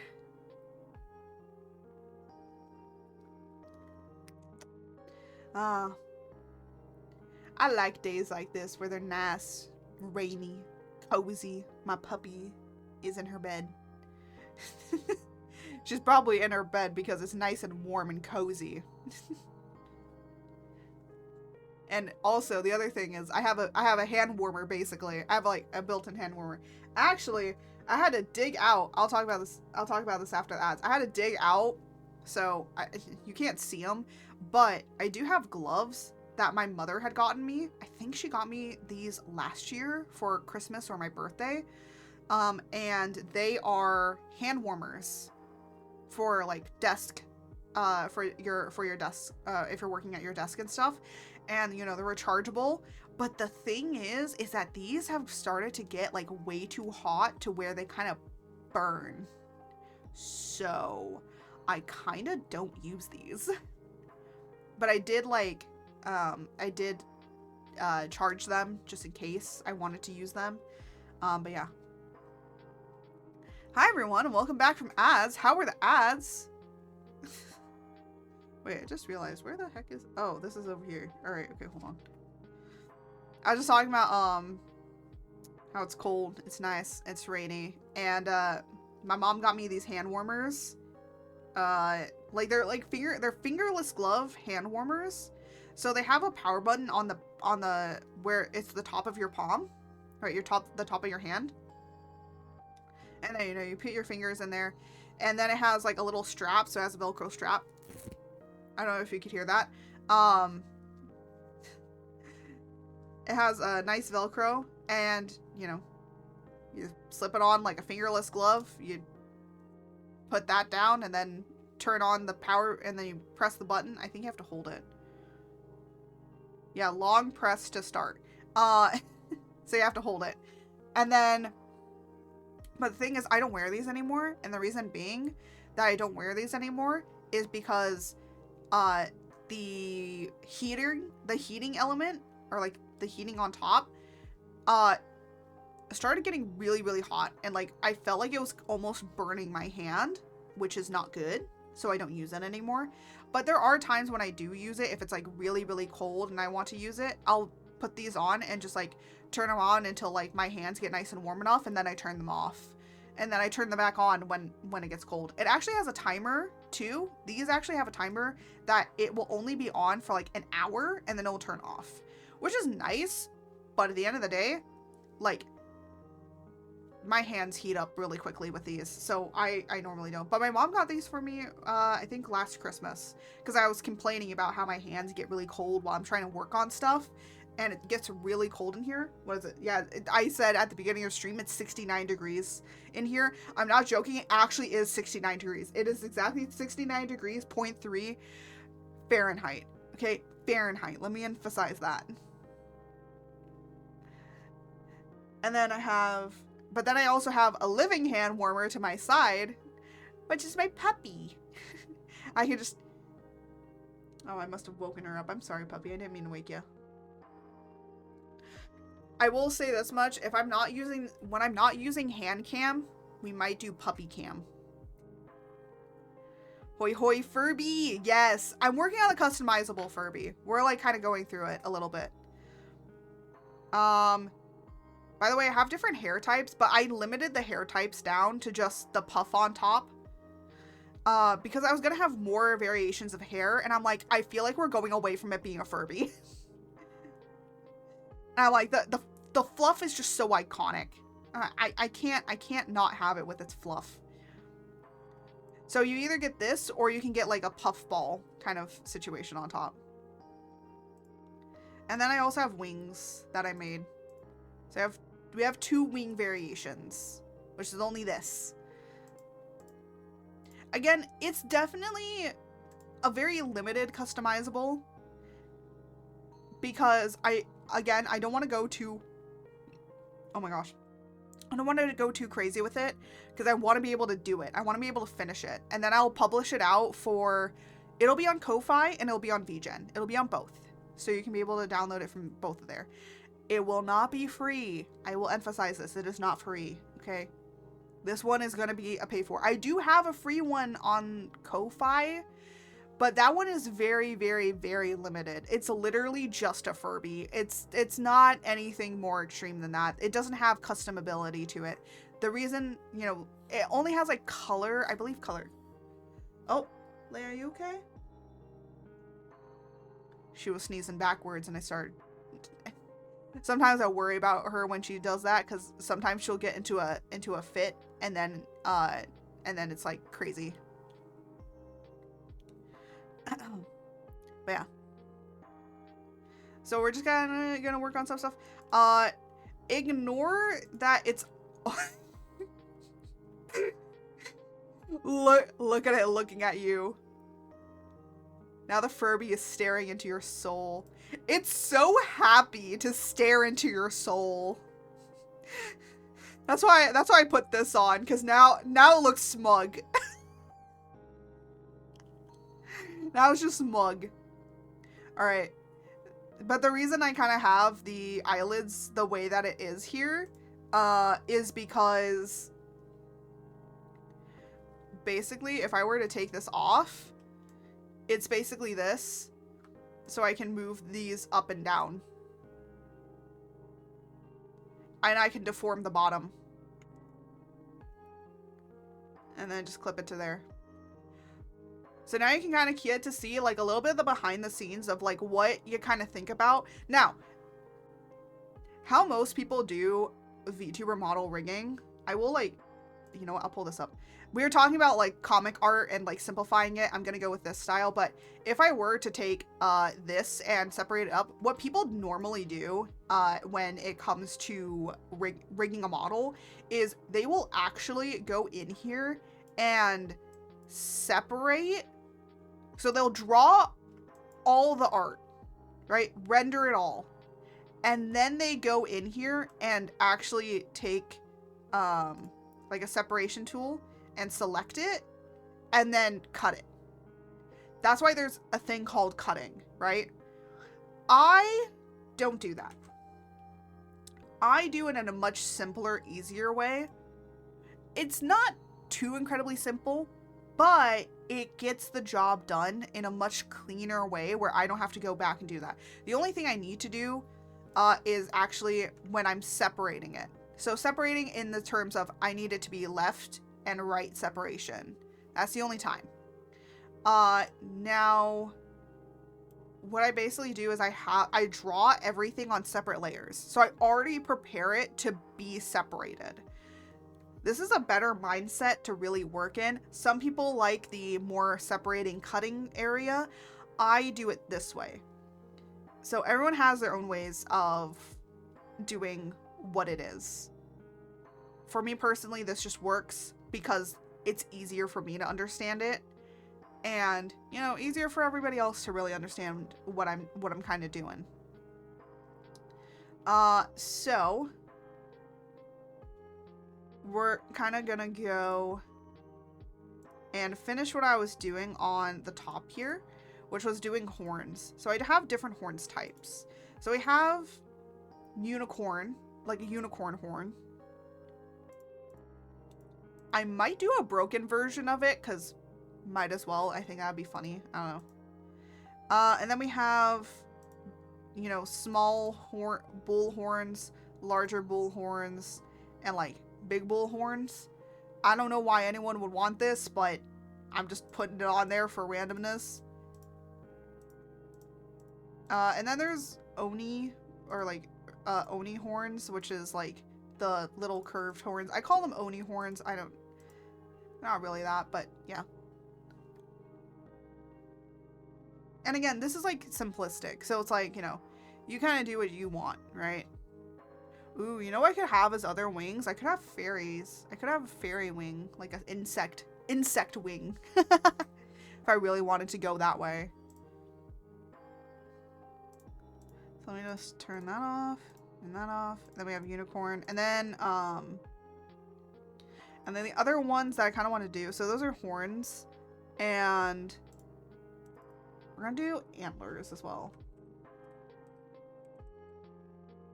So I know you can't really see it too much over here, so I'm going to try and like pull this out a little bit. So what I'm basically doing is separating up all of the layers. You know what, I might, hold on one second, I might do, excuse me a minute. All right, I'm separating all of the layers up so that then, you can already see how much time I've worked on this.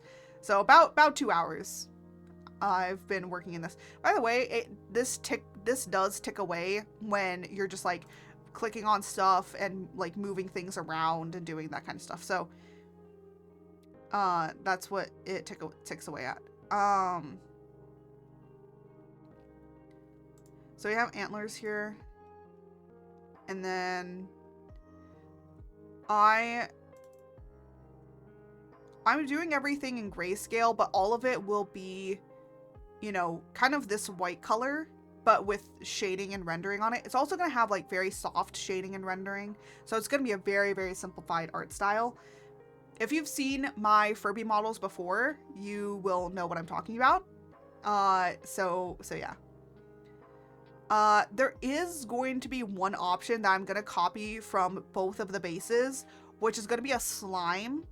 So you can make yourself look like a slime. So you can be a slime Furby. And that was actually inspired by, let me actually open it up. I can open this because she debuted it in April. I think if you do want to go see the VOD, you can check out her YouTube channel. I think, where was it? Man. Here we go.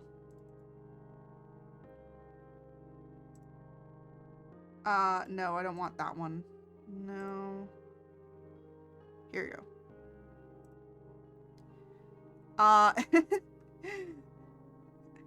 So it kind of is a little bit inspired by this one with Pia.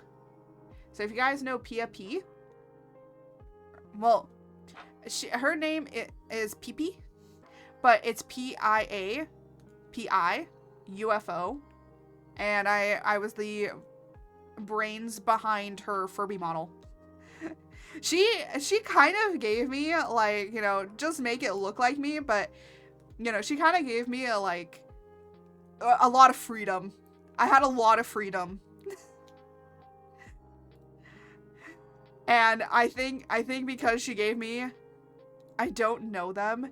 They are kind of big. I was actually surprised because I was like, I know this name. I remember hearing this name. So I looked them up and I was like, oh, it's this person. Yeah.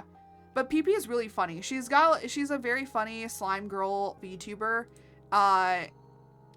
So she's really awesome. She does a lot of singing, but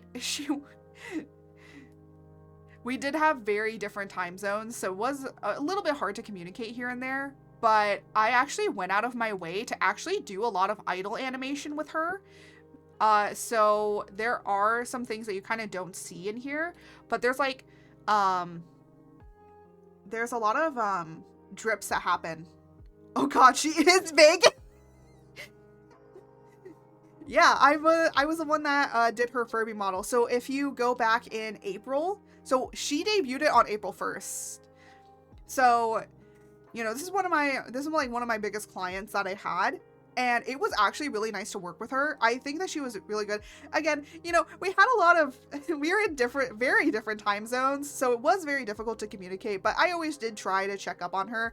And there was a situation where she kind of completely forgot that she had commissioned me, and it's okay. You know, she was like, oh my gosh, I'm so sorry. I completely was not checking my emails and stuff. I wasn't checking anything. Okay, let me look at everything that you sent me. Hold on a minute. And she was being super nice, you know. And again, she was super nice, very professional. I kept it professional with her. And you know, Jose and I were kind of freaking out a little bit. We were like, oh my gosh. He was, by the way, this was his suggestion, putting the batteries just floating in the slime. And I did make the slime also really jiggly. I think I do have a video. I can pull up let me pull up the video. Let me make, I suck at keeping it professional. Hey, you know what? I judge it, based off of how people interact with me, based on how professional I'm gonna be. If you're coming in here and say, yo, what's up? I'm gonna be like, yeah, yo, what's up, bro? But if you come up here and say, hey, so I would like to commission you for this, blah, blah, blah, blah, blah, then I'm gonna be like, oh, thank you for your commission. I'm going to do this, and this. And then I'd be professional. It depends on, how they approach me and how people approach me. So if you're not, you know, I would say for you, Fairy, you were flexible art. Yeah, I'm very flexible. The reason for that being is because one thing that university will tell you or will teach you is how to be flexible with professionalism. Because especially when I was going into the gaming industry, a lot of people, it's a very different world, because there are some people that are literally gonna walk in shorts,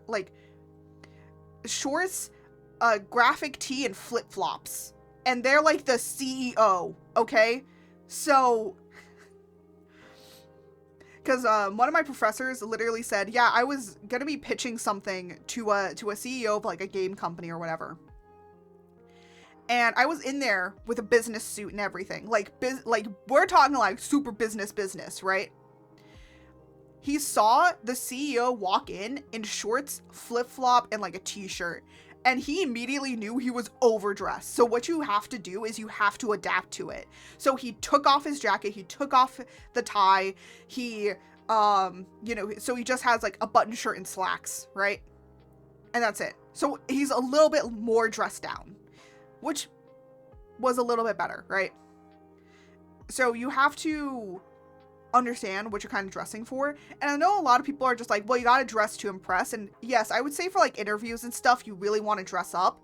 But then once you get a feel for like the company and stuff like that of where you're working, you can kind of dress to what people are dressing like. So if you see people wearing more like jeans and t-shirts or maybe button-up shirts, I think that you can wear that as well, so that the atmosphere is a little bit more casual. And if people dress up more professionally for when they're doing like, I wouldn't say interviews, I would say like meetings and stuff, then it's like, okay, you know, to dress up a little bit more, right? So over time, you get used to how to be flexible, and that even is into that of when you're working in commissions and working with other clients. Honestly, I like to call commissioners clients. They are my clients. So I need to be more professional with them. And when you turn that mindset of, instead of calling them people that are commissioning you for art and you're viewing them as more of a client, like these are your bosses, then you end up having like a different sort of mindset and reminding yourself like, hey, you can't be like being weird or like doing other stuff, right? You have to be a little bit more professional, right? So that's what I take away from like a lot of stuff. And you have to be flexible. You know, you can still be very professional and very businessy if you want to be that way. And like, I'm not shooting anyone that does that. Because again, some people kind of like that sort of stuff, that like separation between the two. Oh my gosh, I'm burping so much. I'm maybe. Let me see. No. Trying to like.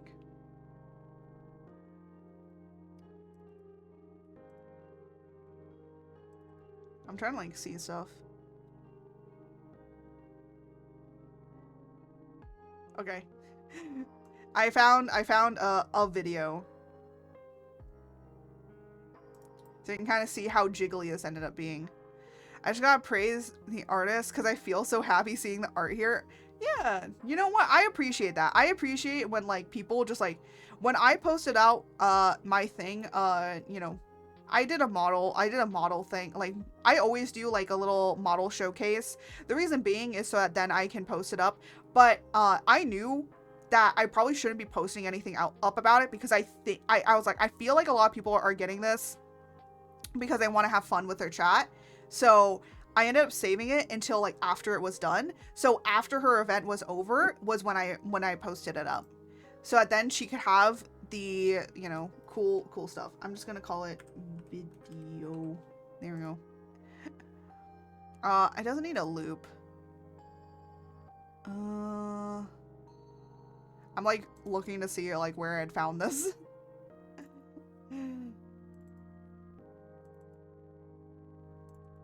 But I did work on like a few other people just because, you know. Now, actually, I have a funny story to tell you guys. I'll pull her model up too.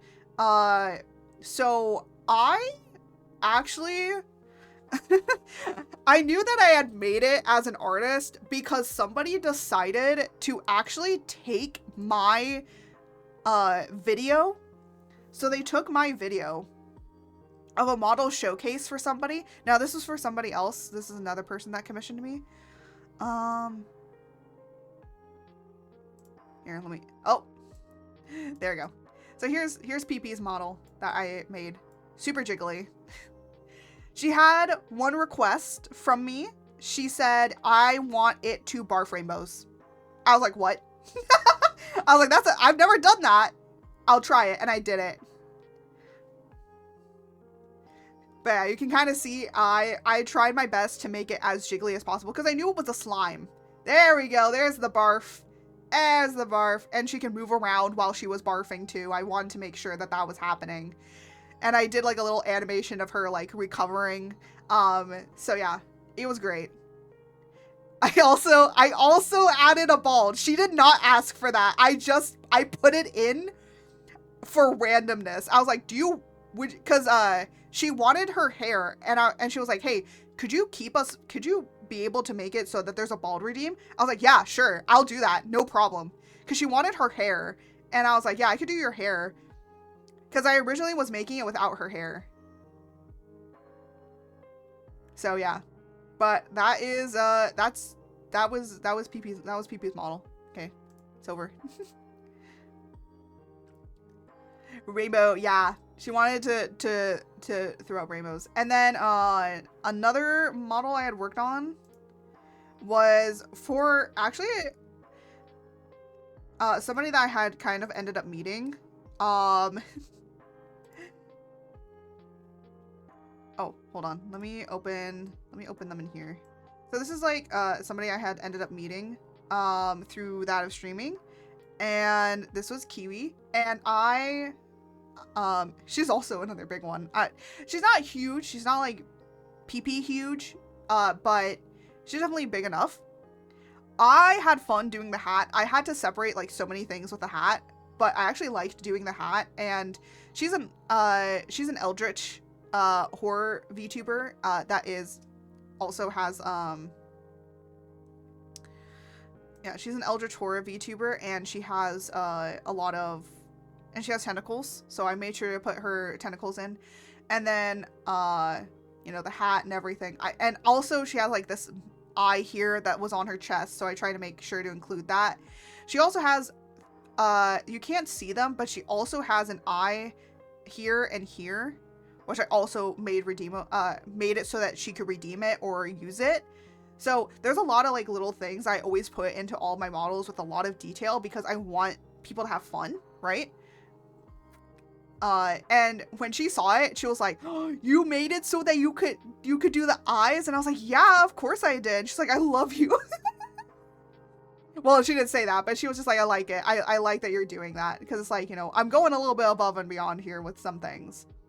I would say that the hardest thing to do on her model was her hat, because I don't normally do hats.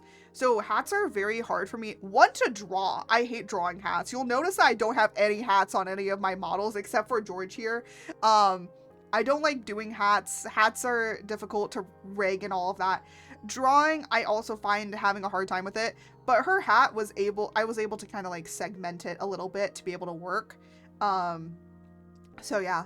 And then I did all her feathers here. I had to make sure that all the feathers were in the right places. I was like being a little stickler here. But yeah, all her little tentacles like move and everything and bounce around. But somebody actually took the showcase video for it, and they were trying to pass it off as their own. I'm like, bro, I'm the artist. Take this down. And actually, Kiwi herself had alerted me to it because one of her viewers saw it. One of her viewers alerted her to it. And then she alerted me to it, which I appreciate. I appreciate that she did that. So it's nice. And the other thing is too, is you could literally see, I literally said in the video, because like I have it embedded, it says who it's for, and then it says who made it.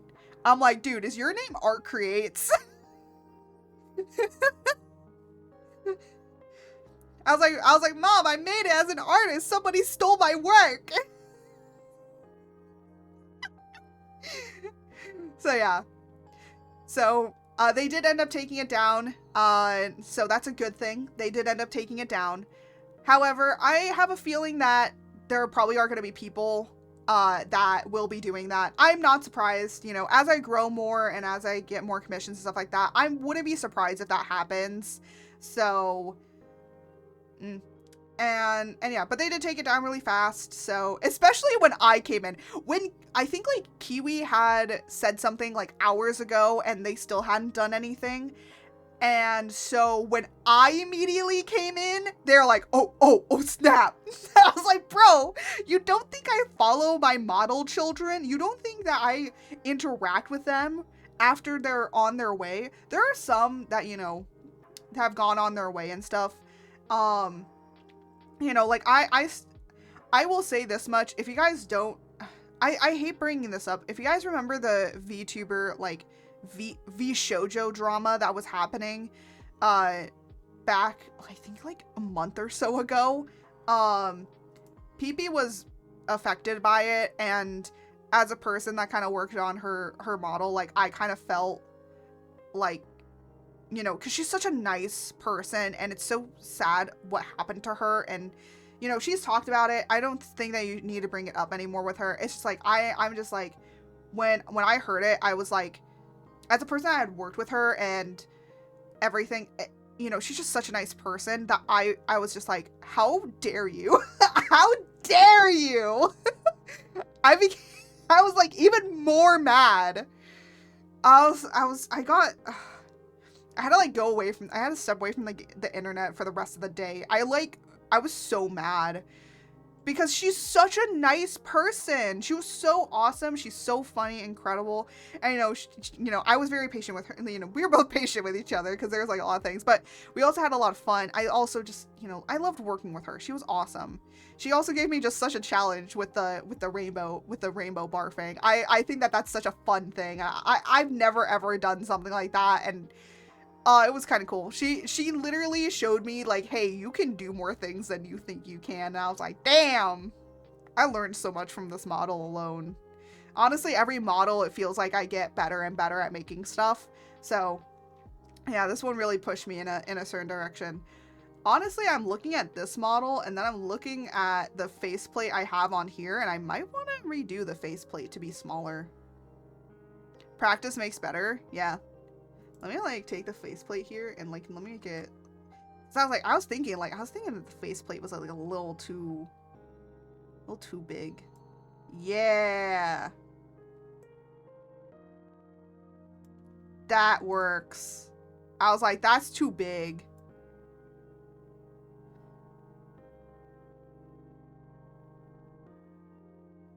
That works a lot better.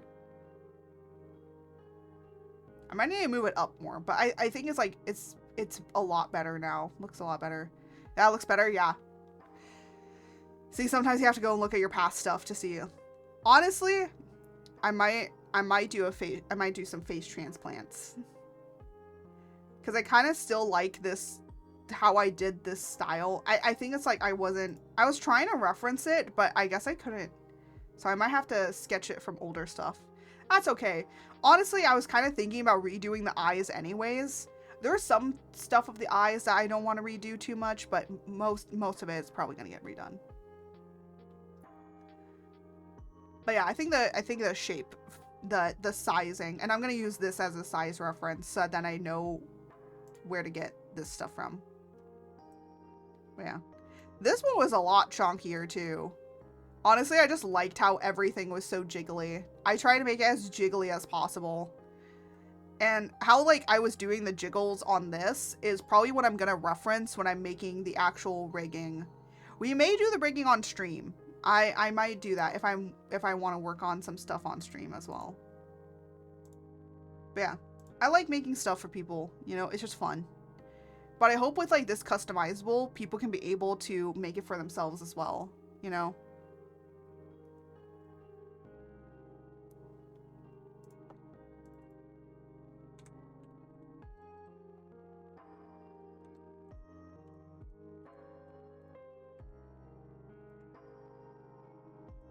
Here, let me just... Oh, no. This is... I also try to make sure that all of the stuff is named. So you'll see me like actually like naming everything. Also, naming stuff, always do it in camel case. If you're ever doing anything with this stuff, do it in camel case. Camel case just means that you have, you know, you capitalize each phrase that you say. Because then it keeps it all one word. Because one thing about Live 2D and what Live 2D doesn't like, oh, hold on a minute.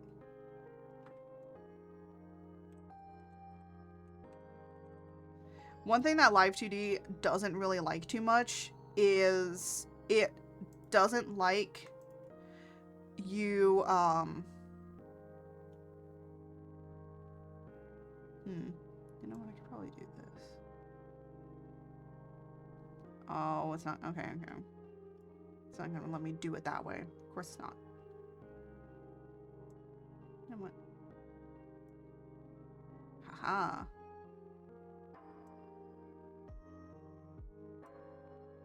Sorry, I'm moving a few things around. Just ignore me.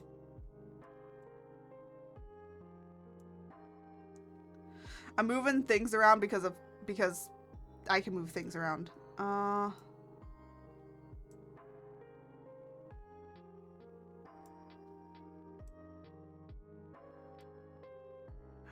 know what I could do?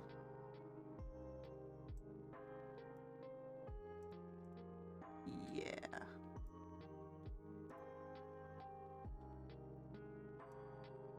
That actually works. Sometimes I rearrange my layout just randomly every now and then. Because I'm right-handed, and so I need everything that's on this side.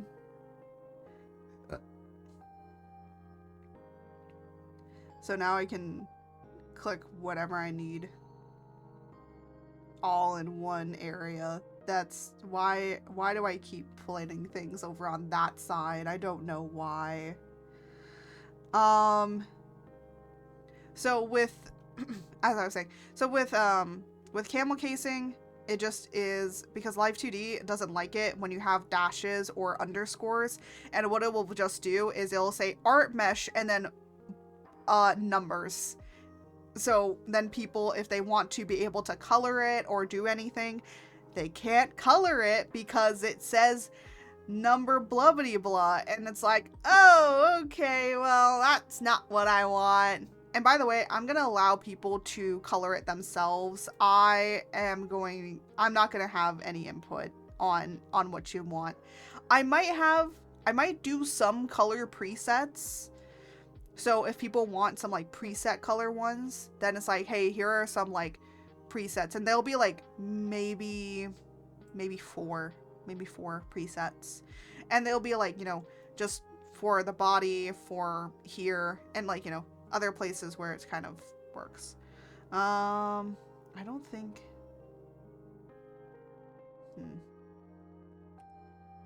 Yeah. Okay. And then what size? I just need that size. I think that'll be good size.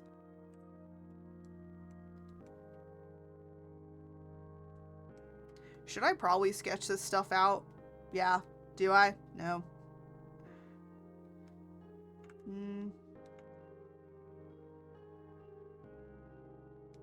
There we go.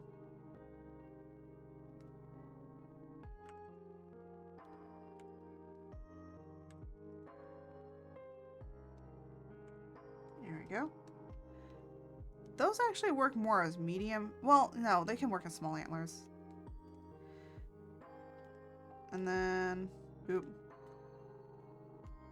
One thing I kind of wish, one thing I kind of wish in Live 2D is I wish that I could, lock the panels or lock my layout so that then I don't have to like, because sometimes when I'm up here and changing the opacity, I'll just move the entire thing and I'm like, no, I'm just trying to change the opacity.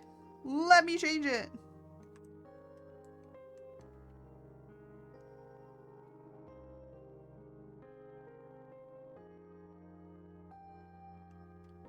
Yep.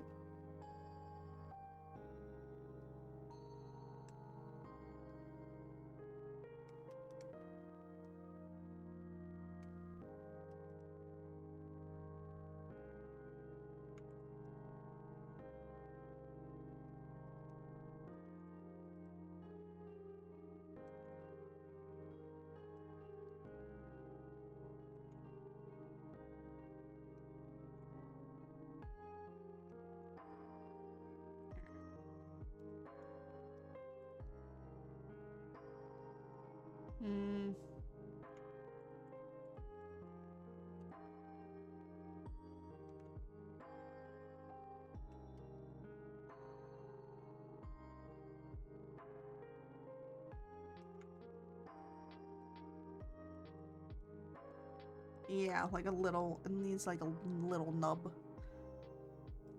And then each of these are basically building off of each other to make it bigger.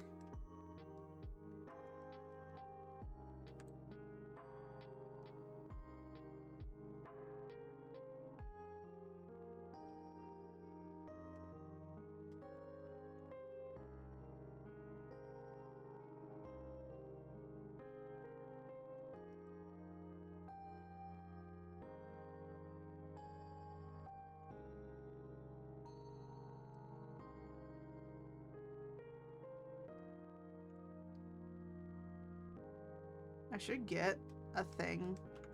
Should get a thing that literally says how many times I've undone in a stream. Or like hit the undo button in a stream.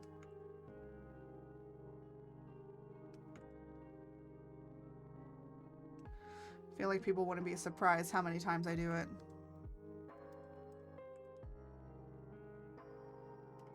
This needs to be more curved. Okay, let me just do the bottom one here then.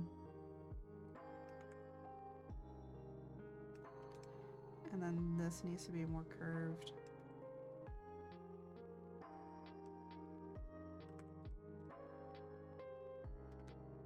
Yeah. I just realized you could do this and then have the bunny ears and you can look like a jackalope. So, see, again, it's like, you know, there's a bunch of different combinations that you can put together in order to make what you want. So, I think I might also make earless so that people can have, you know, people can just be slime. Like a slime one. Honestly, if you remove the feet and everything, you technically could just be a slime with a Furby face, right? Furbies scare me. Yeah. I'm sure it's not that noticeable. Why not? Mother, time to become fashionable. All right. Hey, I think it's the first time that people I have am put... George Dimmadome, owner of the Chaos Dale Dimmadome. I was gonna say, I think it's the first time that people have put me in the fashionable with this outfit. Honestly, I feel like a sleigh. Hello, Sheriff Bottom. Yeah, I'm Sheriff Bottom. A devotee is checking in. To ensure check-in is complete, please give me your credit card.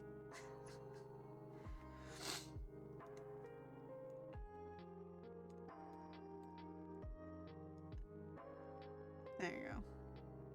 So I'm gonna turn those antlers off. Honestly, the antlers still look so cute. The antlers are so cute. Also, let me just put in an idea of wings. Hold on.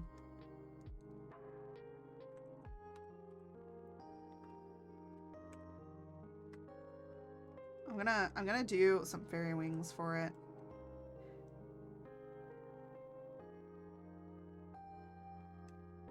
Technically, this is just like a sketch.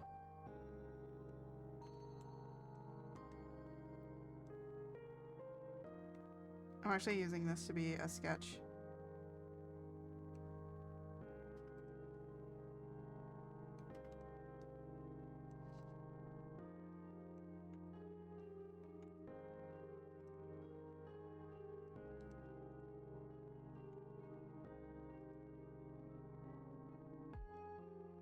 I think that those are some of the best fairy wings I've drawn in a while. What the heck? I don't normally draw a lot of fairy wings, so congratulations, everybody. I'm not really a fairy person. So pretty. I know. This is just a sketch. I'm gonna call this fairy wing sketch, just so you know. I'm gonna have some too.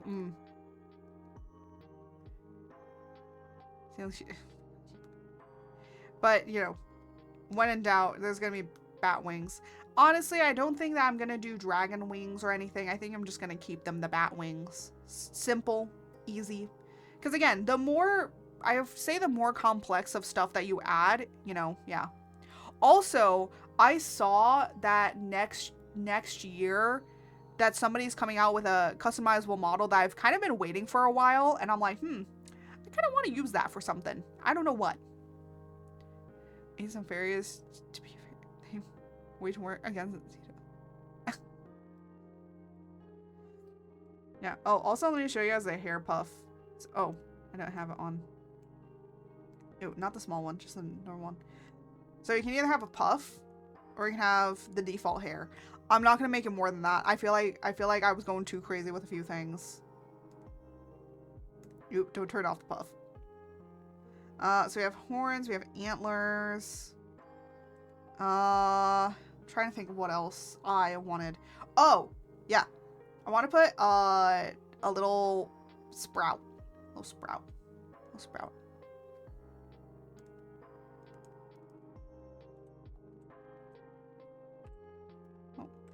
Oh, I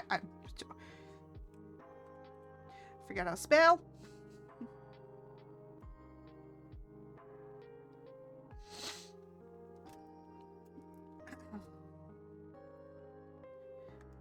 And just turn that off.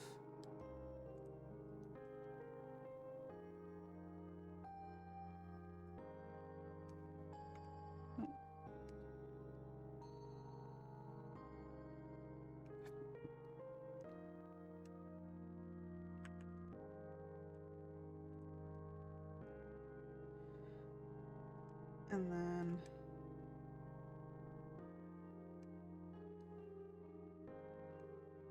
because some people are like grass or like trying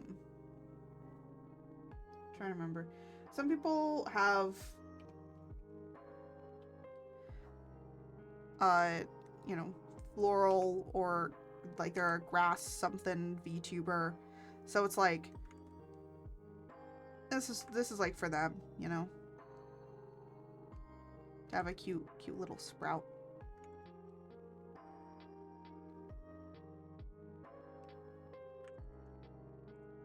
That's why not. Actually, I might make this a little bit smaller.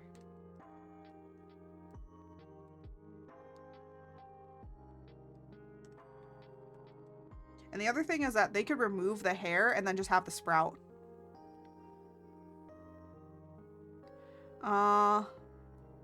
Why do you like...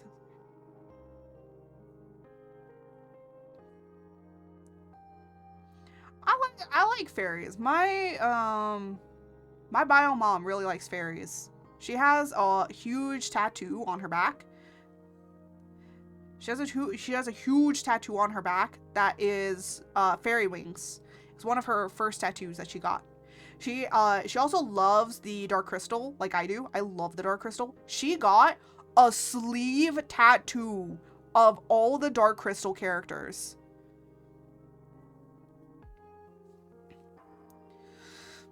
And the dark crystal. It was cool.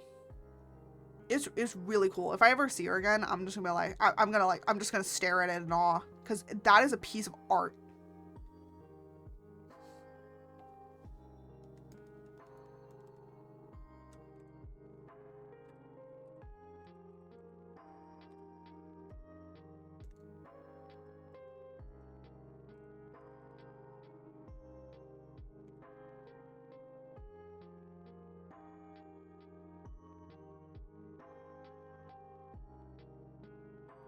Yeah, I think the reason that the Dark Crystal show was canceled was because it took too much money to make.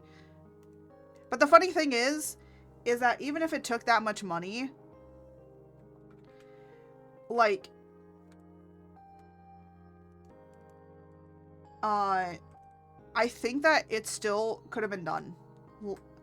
Even if it took that much money, I feel like it could still be done.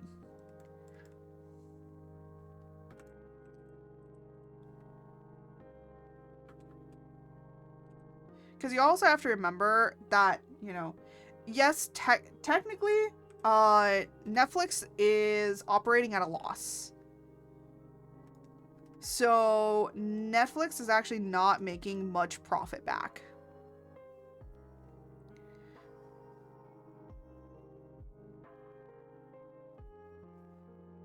They were doing half of the...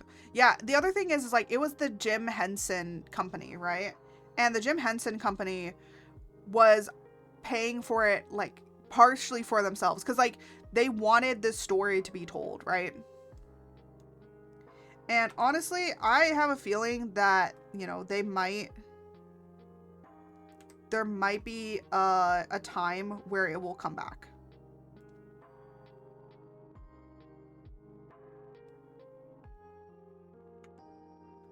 I think I need something bigger.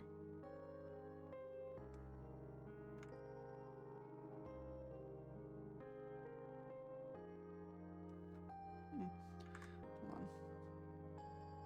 Boop, boop, boop. There we go.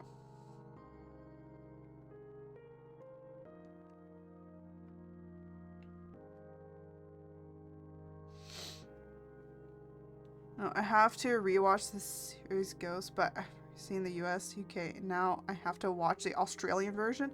What? Okay. I didn't know that there was different versions.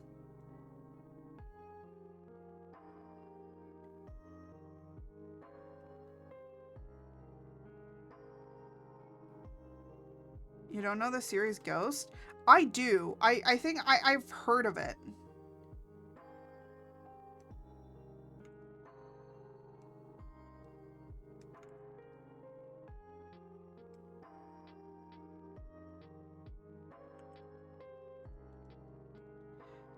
I feel like a lot of people might be like, why do you have this as an option? And it's like, honestly, this is an option inspired by some other VTubers I have seen.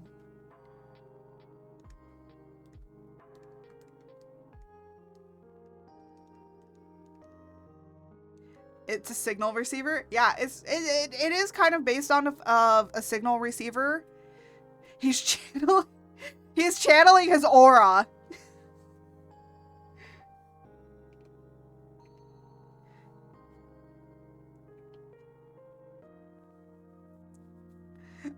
Oh my gosh, my glasses are back. Or I mean, my hair's back. Oh. Now I'm sad. I lost my drip. Doubles as a lightning catcher. Oh my gosh. Yeah. Again, like, it's supposed to be just fun, right? I don't want to add too many things. So I think, like, once I'm done, like, with this little topper stuff, I'm going to do the ears, and then I'm going to add talons and tentacles, and that will be it. And then I'm going to start rendering and then starting to move it. Honestly, I want the model to be done before I start moving into rigging it. And the reason being is then it's like, once the model's done, just move it over and rig. And then if I want to add some preset colors, then I'll add the preset colors in here, and then I can just add them. And it's because it's already all rigged and stuff like that, and I would just bring it in, right?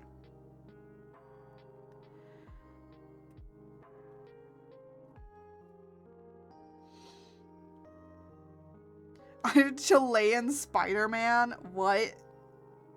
You know what? Sure, I am the Chilean Spider-Man. Because you never know who's under the mask.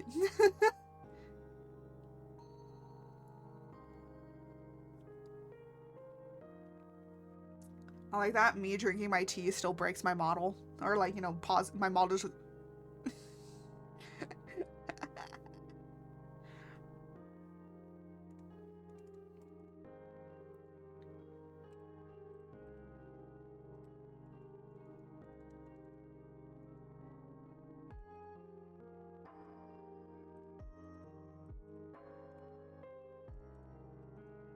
Oh my gosh. I feel like anybody that's gonna be editing this for their stuff, they're gonna be like, why is it named this way?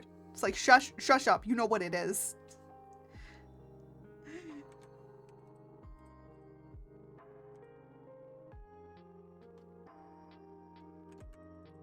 I feel like people will know. It's called Central Sky. Go here. And their children helping doing a funny dance. It's butt. When is home? What the heck? Oh, okay. I did not know that.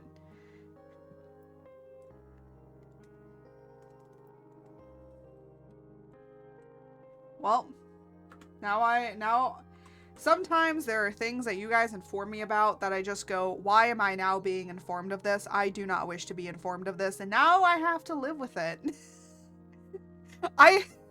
You know, I'm glad that I called you guys the Chaotix because, you know, you guys bring enough chaos onto your own. I don't need to be the goddess of it.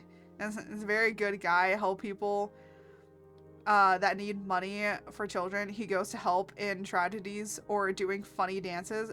You know what? That sounds awesome. But also, I have a feeling that you don't know what sensual means. I think you're misusing that word. Because sensual in English usually translates to something of 18 plus nature. That's why I'm like, I think you're using that term incorrectly. That's what threw me off a little bit. He's talking, so Tino's talking about that I'm like the Chilean Spider-Man that goes around and helps children and also does funny dances. But he's using the word sensual, and I'm like, sensual is usually used to mean something of like being a little lewd. It's a more formal way of saying lewd. And so that's why I'm like, I don't know if I'm wrong or if we're using the term incorrectly. No, we call him the sensual Spider-Man looking Really? Wait, you actually call him that? Oh my gosh. Okay, I was like, is it terminology or are we just wrong here? No, you actually, okay, never mind. Never mind. Forget what I said. Holy snapperoonies. When you see me throw my head back like that, that's probably me changing my, like, fixing my hair. I have my hair down today instead of tied back. Usually I have it tied back, but I'm like, today, it's down. It's cold. I'll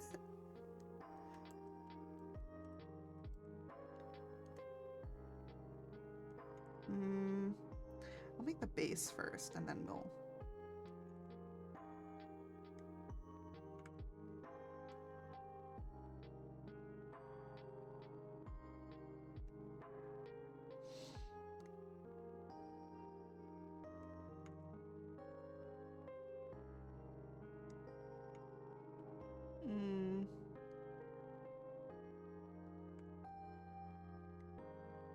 There we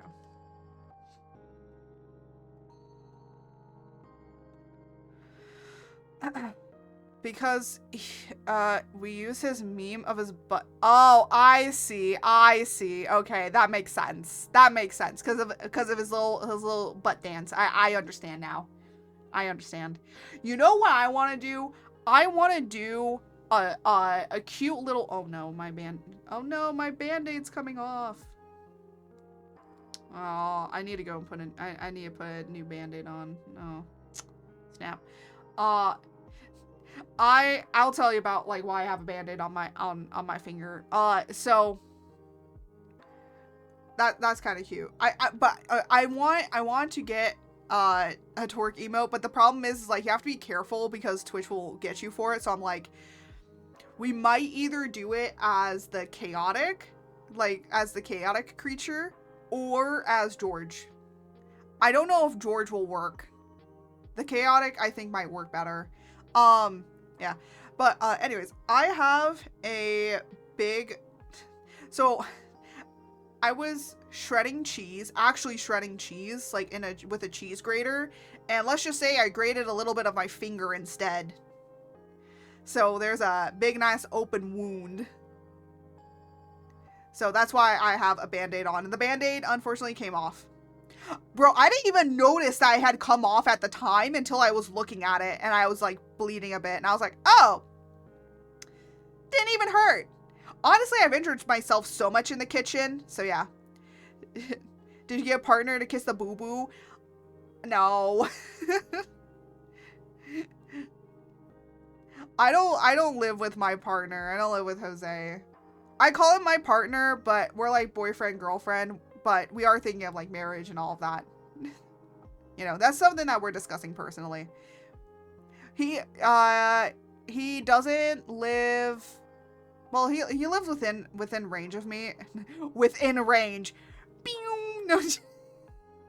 Okay. He doesn't live too far away, but you know, it's a lot of traffic to get to him within range. I know, right? What a way to describe it. I know.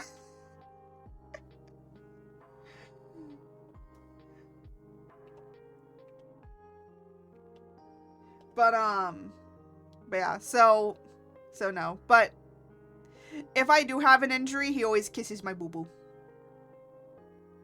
If I ever go and meet up with him and I have a boo-boo, he always kisses it. So yeah, he does kiss the boo-boos. Yeah, make him drive over to. I mean, he's thinking about getting a motorcycle so he can be able to see me. Just. I can only imagine. Anyways, there's gonna be an ad coming up, so I'm gonna probably get up and go, and you know what? I have the perfect thing for this. I'm gonna go take a bathroom break, and I am also going to put a band-aid on my thumb. So, while the ad plays, I'll be right back.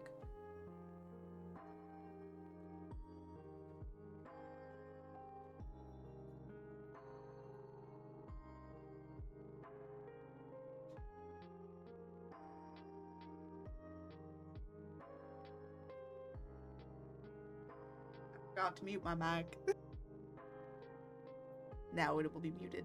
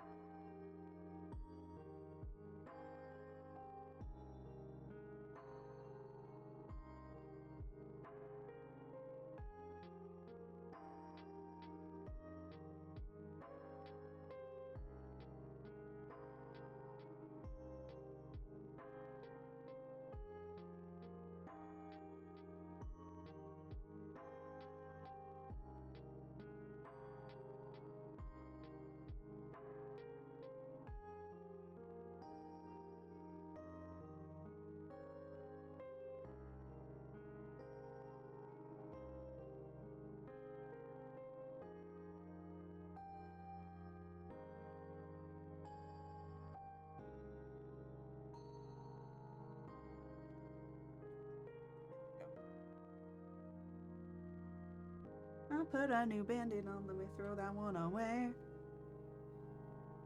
Oh my gosh. Yeah.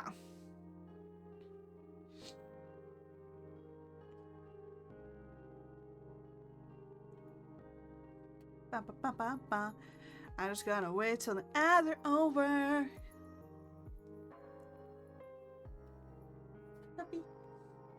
My dog thought I was getting up to walk away. Honestly, I think ads are over. I think we're gonna go for just like, oh, let me take the bathroom break off.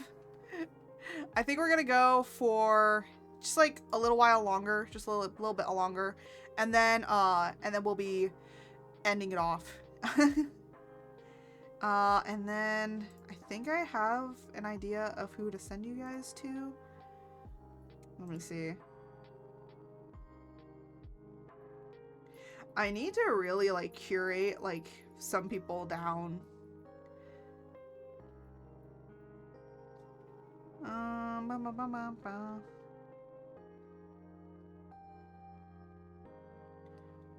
I'm like trying to like look through some of these people.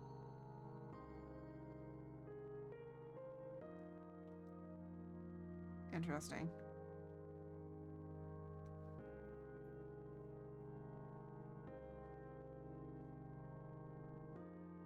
Oh my gosh. Wait. That's the power of the guy that started like a meme doing butt dances. Wow. That's actually crazy.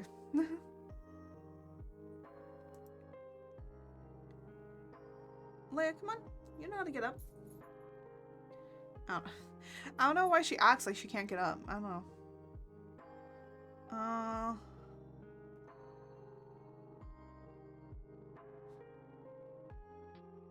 Oh, yeah, I think I didn't really know that. That's actually something that I didn't know. It's kind of cool.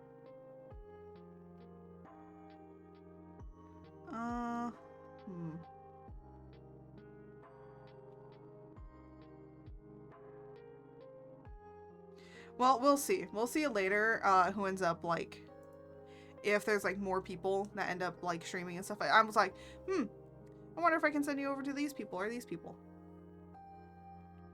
So.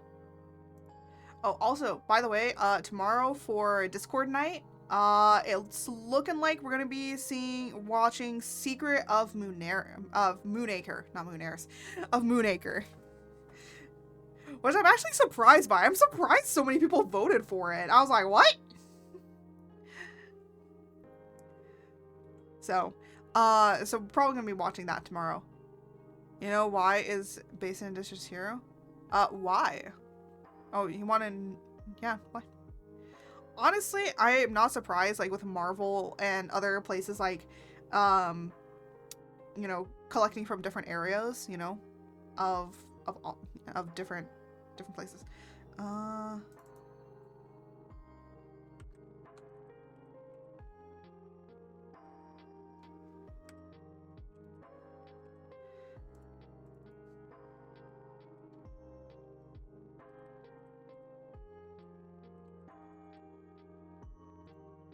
There we go. So we have kind of alien, we have a sprout, we have antlers, and we have some horns. I think that's a good amount. I think that's good.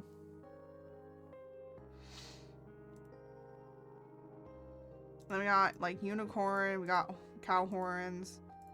Oh, I could do goat horns. Nah.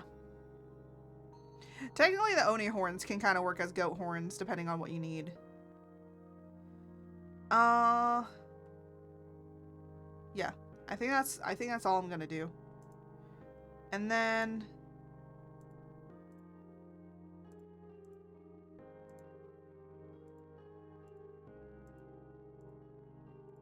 that's what I wanted.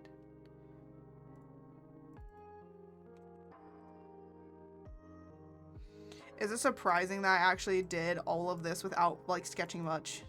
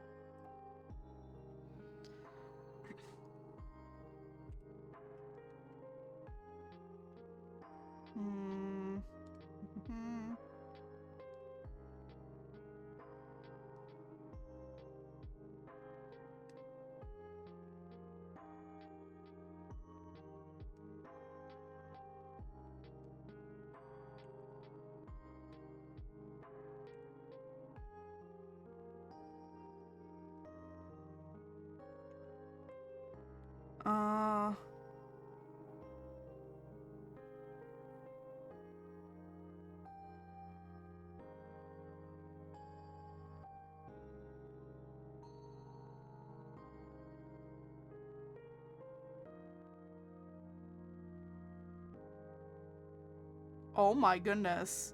Well, if he took 17 Spaniards with him, I'm guessing that was a lot. Because, yeah, that makes sense now, like, with Wolverine and being how he is. Because then, you know, he doesn't really die much. But also, the other thing is, you know, if you're gonna attack him, he's taking people down with him.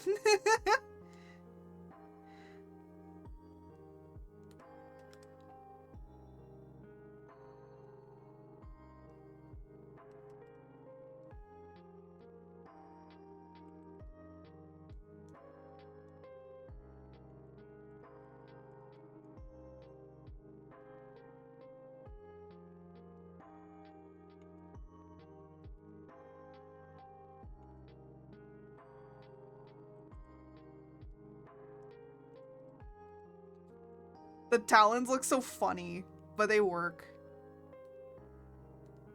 I actually don't mind if they're too goofy or not, because I can always find it later.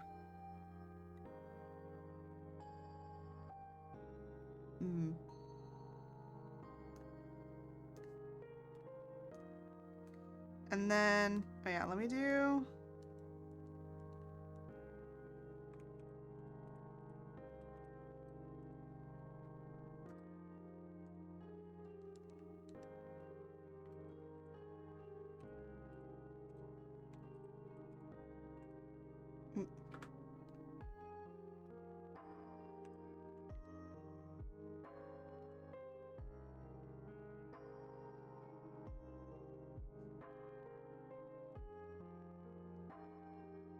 Oh.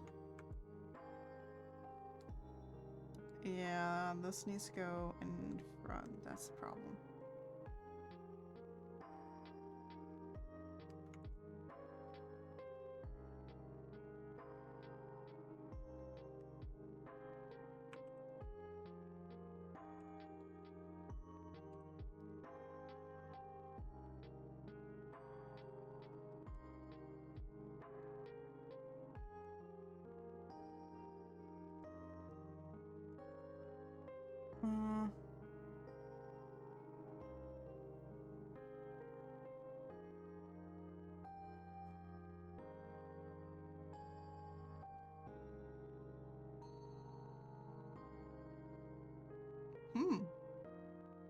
Well, hey, you know what? Any legends that make other people cower in fear is a good legend.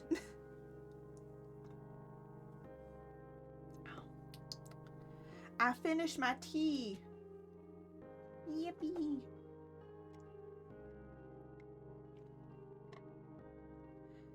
My favorite historical characters? None. Okay, it's not that I don't have one, it's just more of, I'm gonna be honest, I don't remember much of history.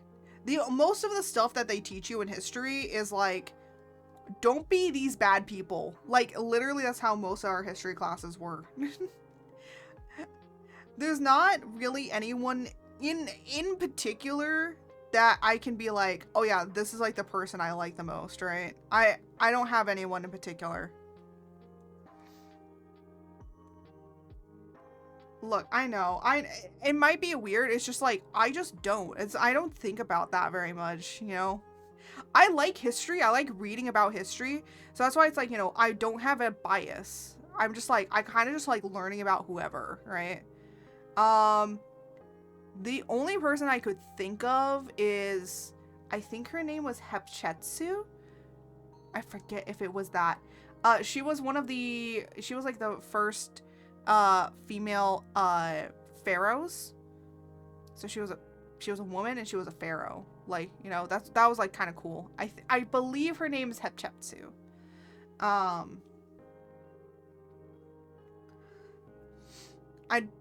don't quite recall everything she did in her life, but I mean, that was pretty cool thing. I mean, yeah, there's also like Cleopatra and stuff, but like I feel like a lot of people would say that, right? I feel like that's pretty cool. Yeah.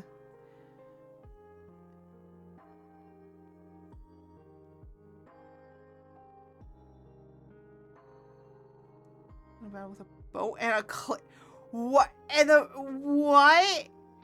Okay, I need to learn more about this. I like learning about history, but you know,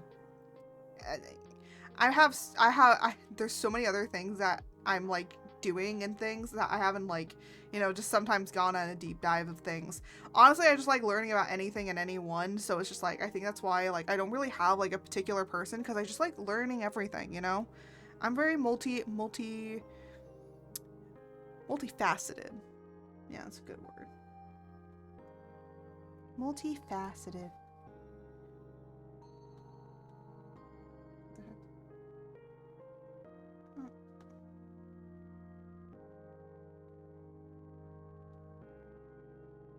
So yeah.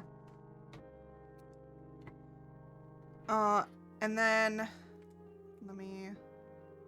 I like just learning about like generals. I also just like learning general things that I didn't know before. So I don't like usually like hone in on certain people. Yeah, I was gonna sort of say, officer without a sword is never fully dressed. I mean, true. I feel like when it comes to war and battles and stuff, like you always need to have like, you know, a ranged and a close combat weapon, because you never know when you need a switch.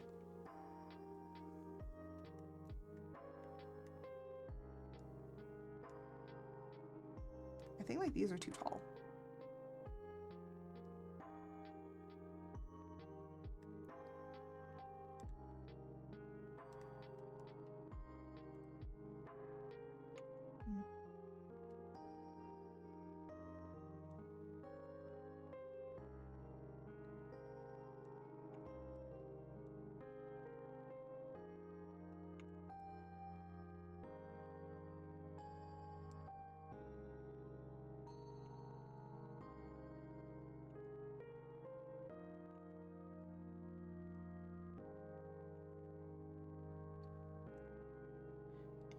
That is too big of a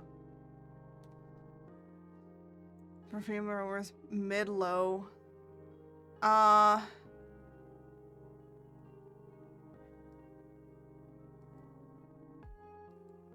think like, you know, it depends. There's a lot of different things within that of like Egyptology unto itself, you know.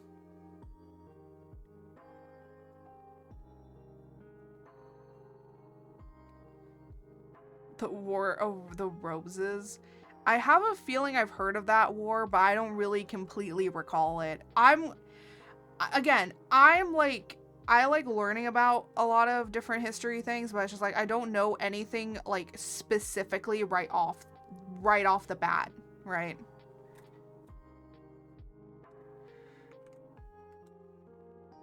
I actually might pull up.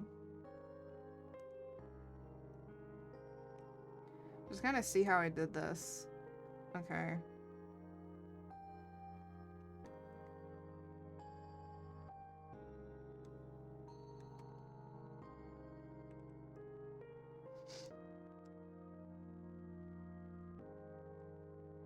So I kind of did more out and up.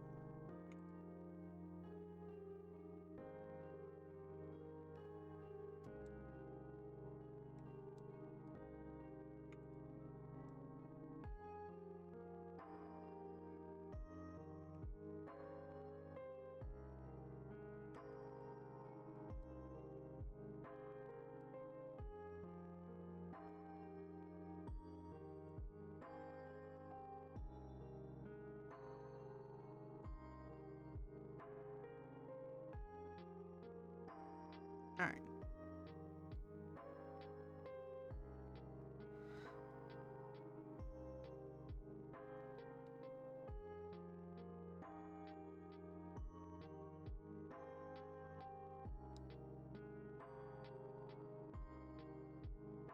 Oh, that's actually pretty cool. The Nefertiti was the goat.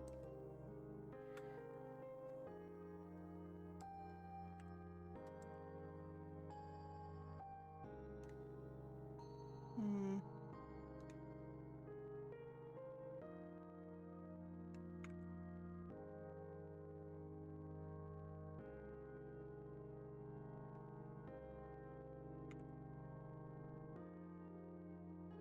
I might need to take it from that file.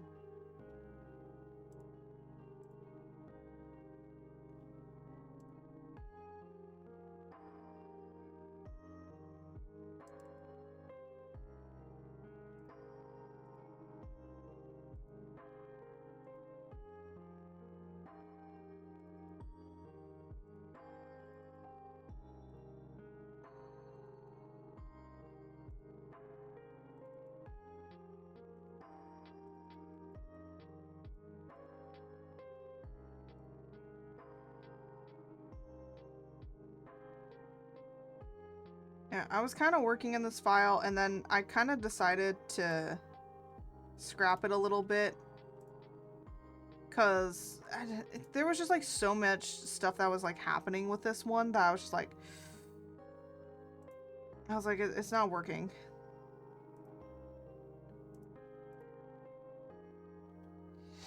Alright, let me see. A tentacle, and then...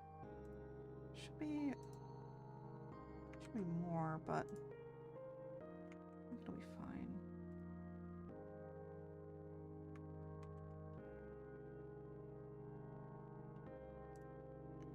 Let me just align here, and then here.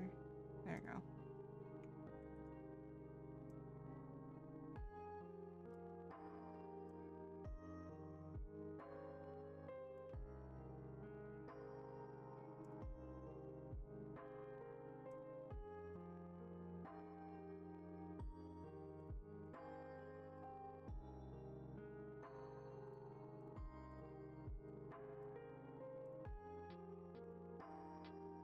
Take melon, but what the heck? It was never they were trading power due to their position. Yeah.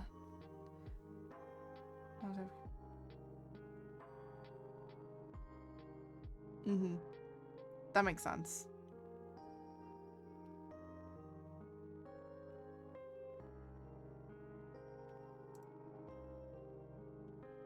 So let me just kind of exit out of here.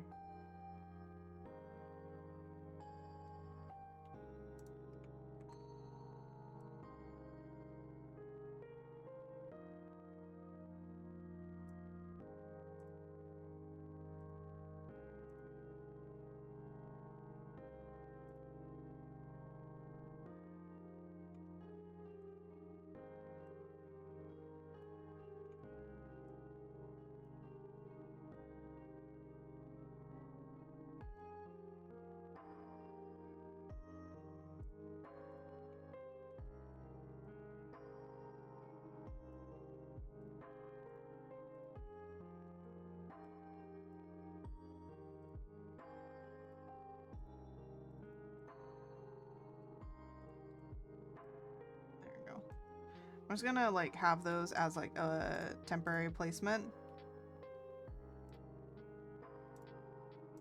for the time being.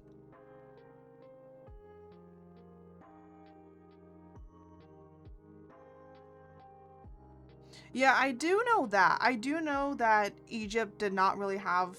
They did technically have slaves, but it was most of the work that was done.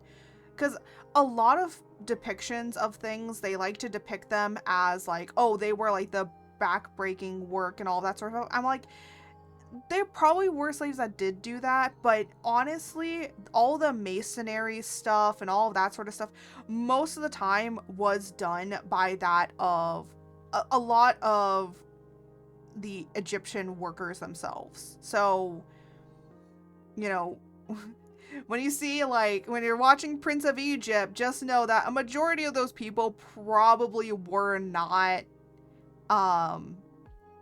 actual... like, you know, Hebrew slaves. It was, I think it was also some, they could be from people from other places, but also they were probably also just regular Egyptian workers just working there too. So yeah. Yeah.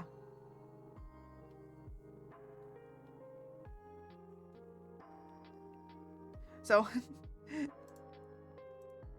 and by the way, we also do know that the pyramids were like built by mainly Egyptian workers, because there's literally right next to it, they found an entire like city built to live here that were basically workers. So they basically lived in this city, and then they would go to work building the pyramids, and then they would go home, right? Like, and hey, within walking distance, that sounds like a great job to me.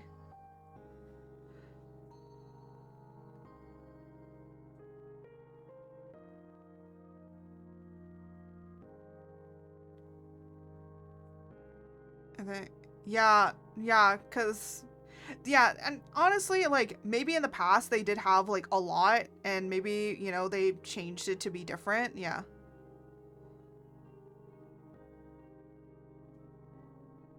The construction, yeah, I'm not surprised. It's like, hey, new baby born. Okay, we gotta build a pyramid. Let's go make them. Go, go. I believe some of the pyramids actually weren't even completed until far after the death of some of them.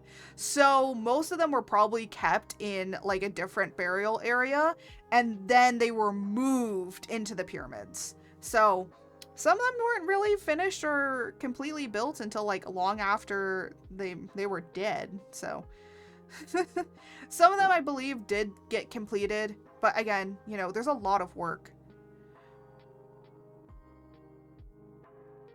Was seen using a carriage in battle and shooting.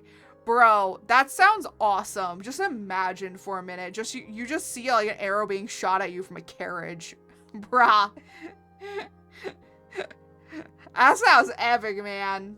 You know, the other reason why I like looking at history stuff and looking at historical stuff is because it actually helps with writing and stuff, because then you kind of know and understand a lot of different legends and histories and how you can kind of like, you know, be able to make your own stuff. You know.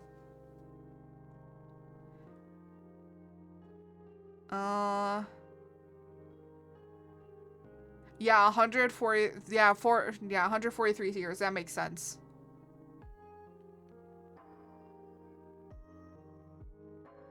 I think that's the big one. I believe that was the big one that it took that long. The other two didn't take as long. I think one of them was completed before the death. I believe it was before, but I don't truly recall.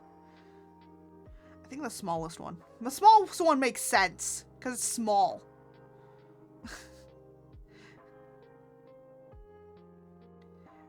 Boys, carriages are good, but they not very good, but it was too broken. Yeah. You know what the funny thing is? It's a fun fact that I like about World War One. So World War One started with them fighting on horseback and in carriages, and ended with them using tanks and guns. That's a fun fact about World War One.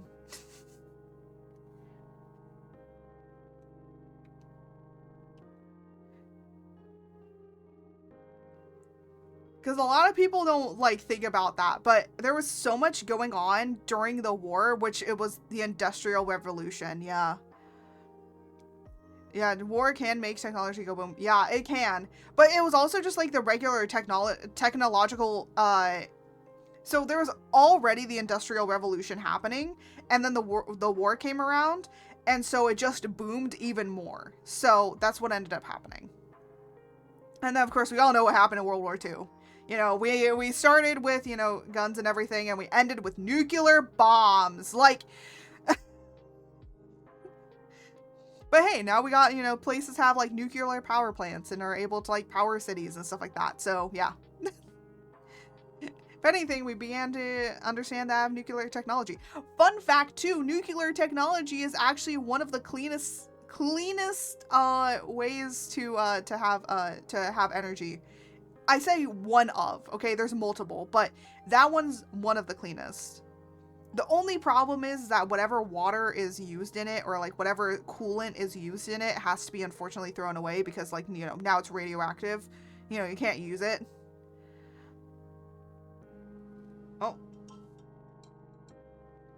That is my alarm telling me that we should probably end stream now.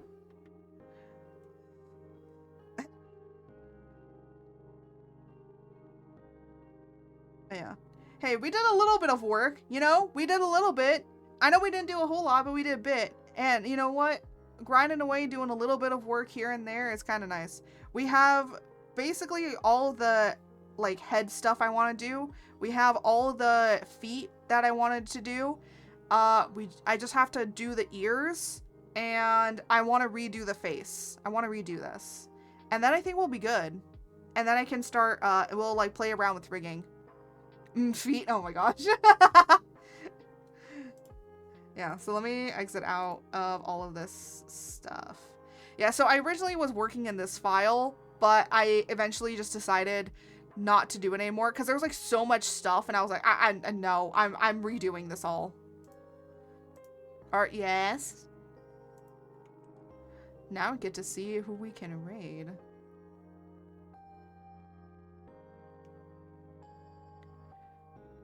Lack of stompers. What, you want to see my toes? I don't lack stompers. Hold on a minute. I don't let's change over. Hold on. Let me change over to put that away.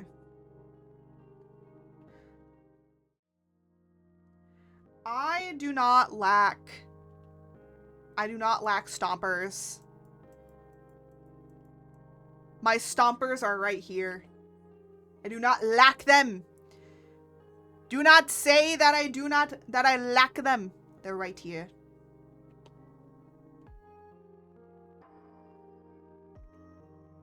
All right.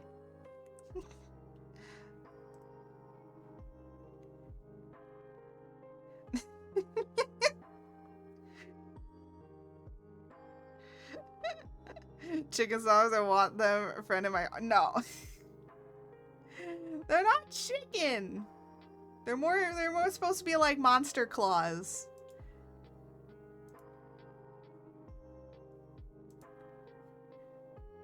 So let me see who we can raid. Let me see if there's more people. After reload, let me make sure. I call KFC because I want them to... Oh my god. No, no, you cannot have my feet. No. Well, I'm like looking through to make sure.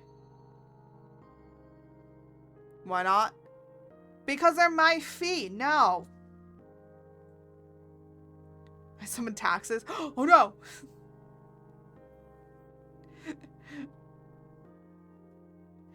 Not taxes. Anything but the taxes. No. Alright.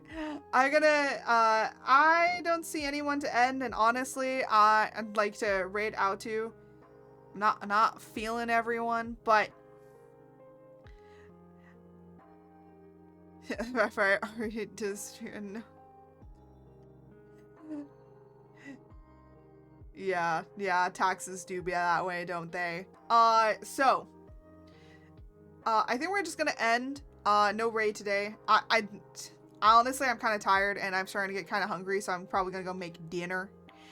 So let me just put out a few things. So on Saturday, we're gonna be doing some gaming. I don't know what we're gonna do specifically. You know, we might play Monster Hunter. I might play or I might choose to play Slime Rancher. Who knows? Or I did download Monster Hunter World onto this PC finally. I finally did that. So I was playing a little bit of Monster Hunter World yesterday, and I just realized why is it that when I played Monster Hunter World, I came back, I loaded it up, first monster I fought, Kushala Delora. Why was that the first one I decided to fight? I have no idea. But, you know, I just wanted to, I just want to have fun. But honestly, it made me realize just not only how, I would say, better Wilds is built, but also how clanky World is. Like, it reminded me really quick that you are not fast. The monsters are faster and they hit way harder. And I'm gonna be honest, I feel like I would rather fight 9-star Lagiacrus than just master rank Kushala Delora, okay? And I have master rank armor on, so yeah. when I hear people say like, oh, we want these monsters in wilds, but we want them like built like world, I literally stare at them and go, what the hell? If you literally go back in there and you tell me you want that monster in wilds, I am going to cry. The sad thing is, I actually need its armor. I need to farm its armor. So, the one other thing that I kind of hate about World compared to Wilds is Wilds allows you to be in single player. World was built for you to not be in single player. So that's why the monsters are super fast and are super hard hitting. They like hit like a truck. Because they just do not expect you to do that. But nowadays, like, everyone's moved on from World to Wilds. I know there's some people coming back to World, which is nice. But, you know, when you're a solo player, World is terrible. World is awful. So, honestly, I did pick up Bow in World. Because I've been picking it up in Wilds, and I was like, let me try it in World. I love it. I love it. I love it. I love it. I love Bow.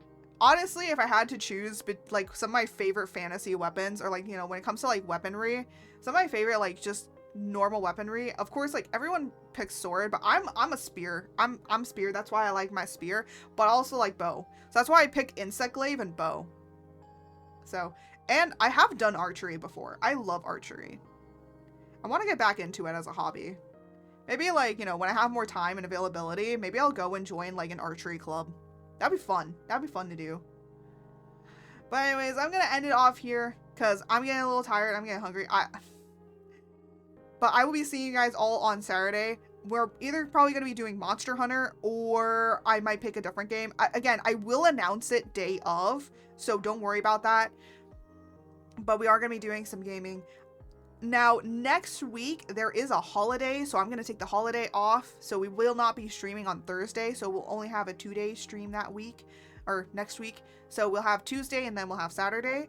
And we will have a community game night next week. So this week is movie night, next week is going to be community game night. So even though that we're not going to be getting a stream, I'm going to be gaming with you guys. And we will vote on what it's going to be. I'm going to have a poll up for people. Also, if you are in the Discord, just remember to grab those roles in the roles area to make sure that you're part of the game night or the movie night roles. So, yeah. Honestly, I'm starting to think that I should change the Discord over to like a community Discord, because then there's a thing called onboarding you can do, and then it auto applies roles when people click on it. And I'm like, that's what I basically need.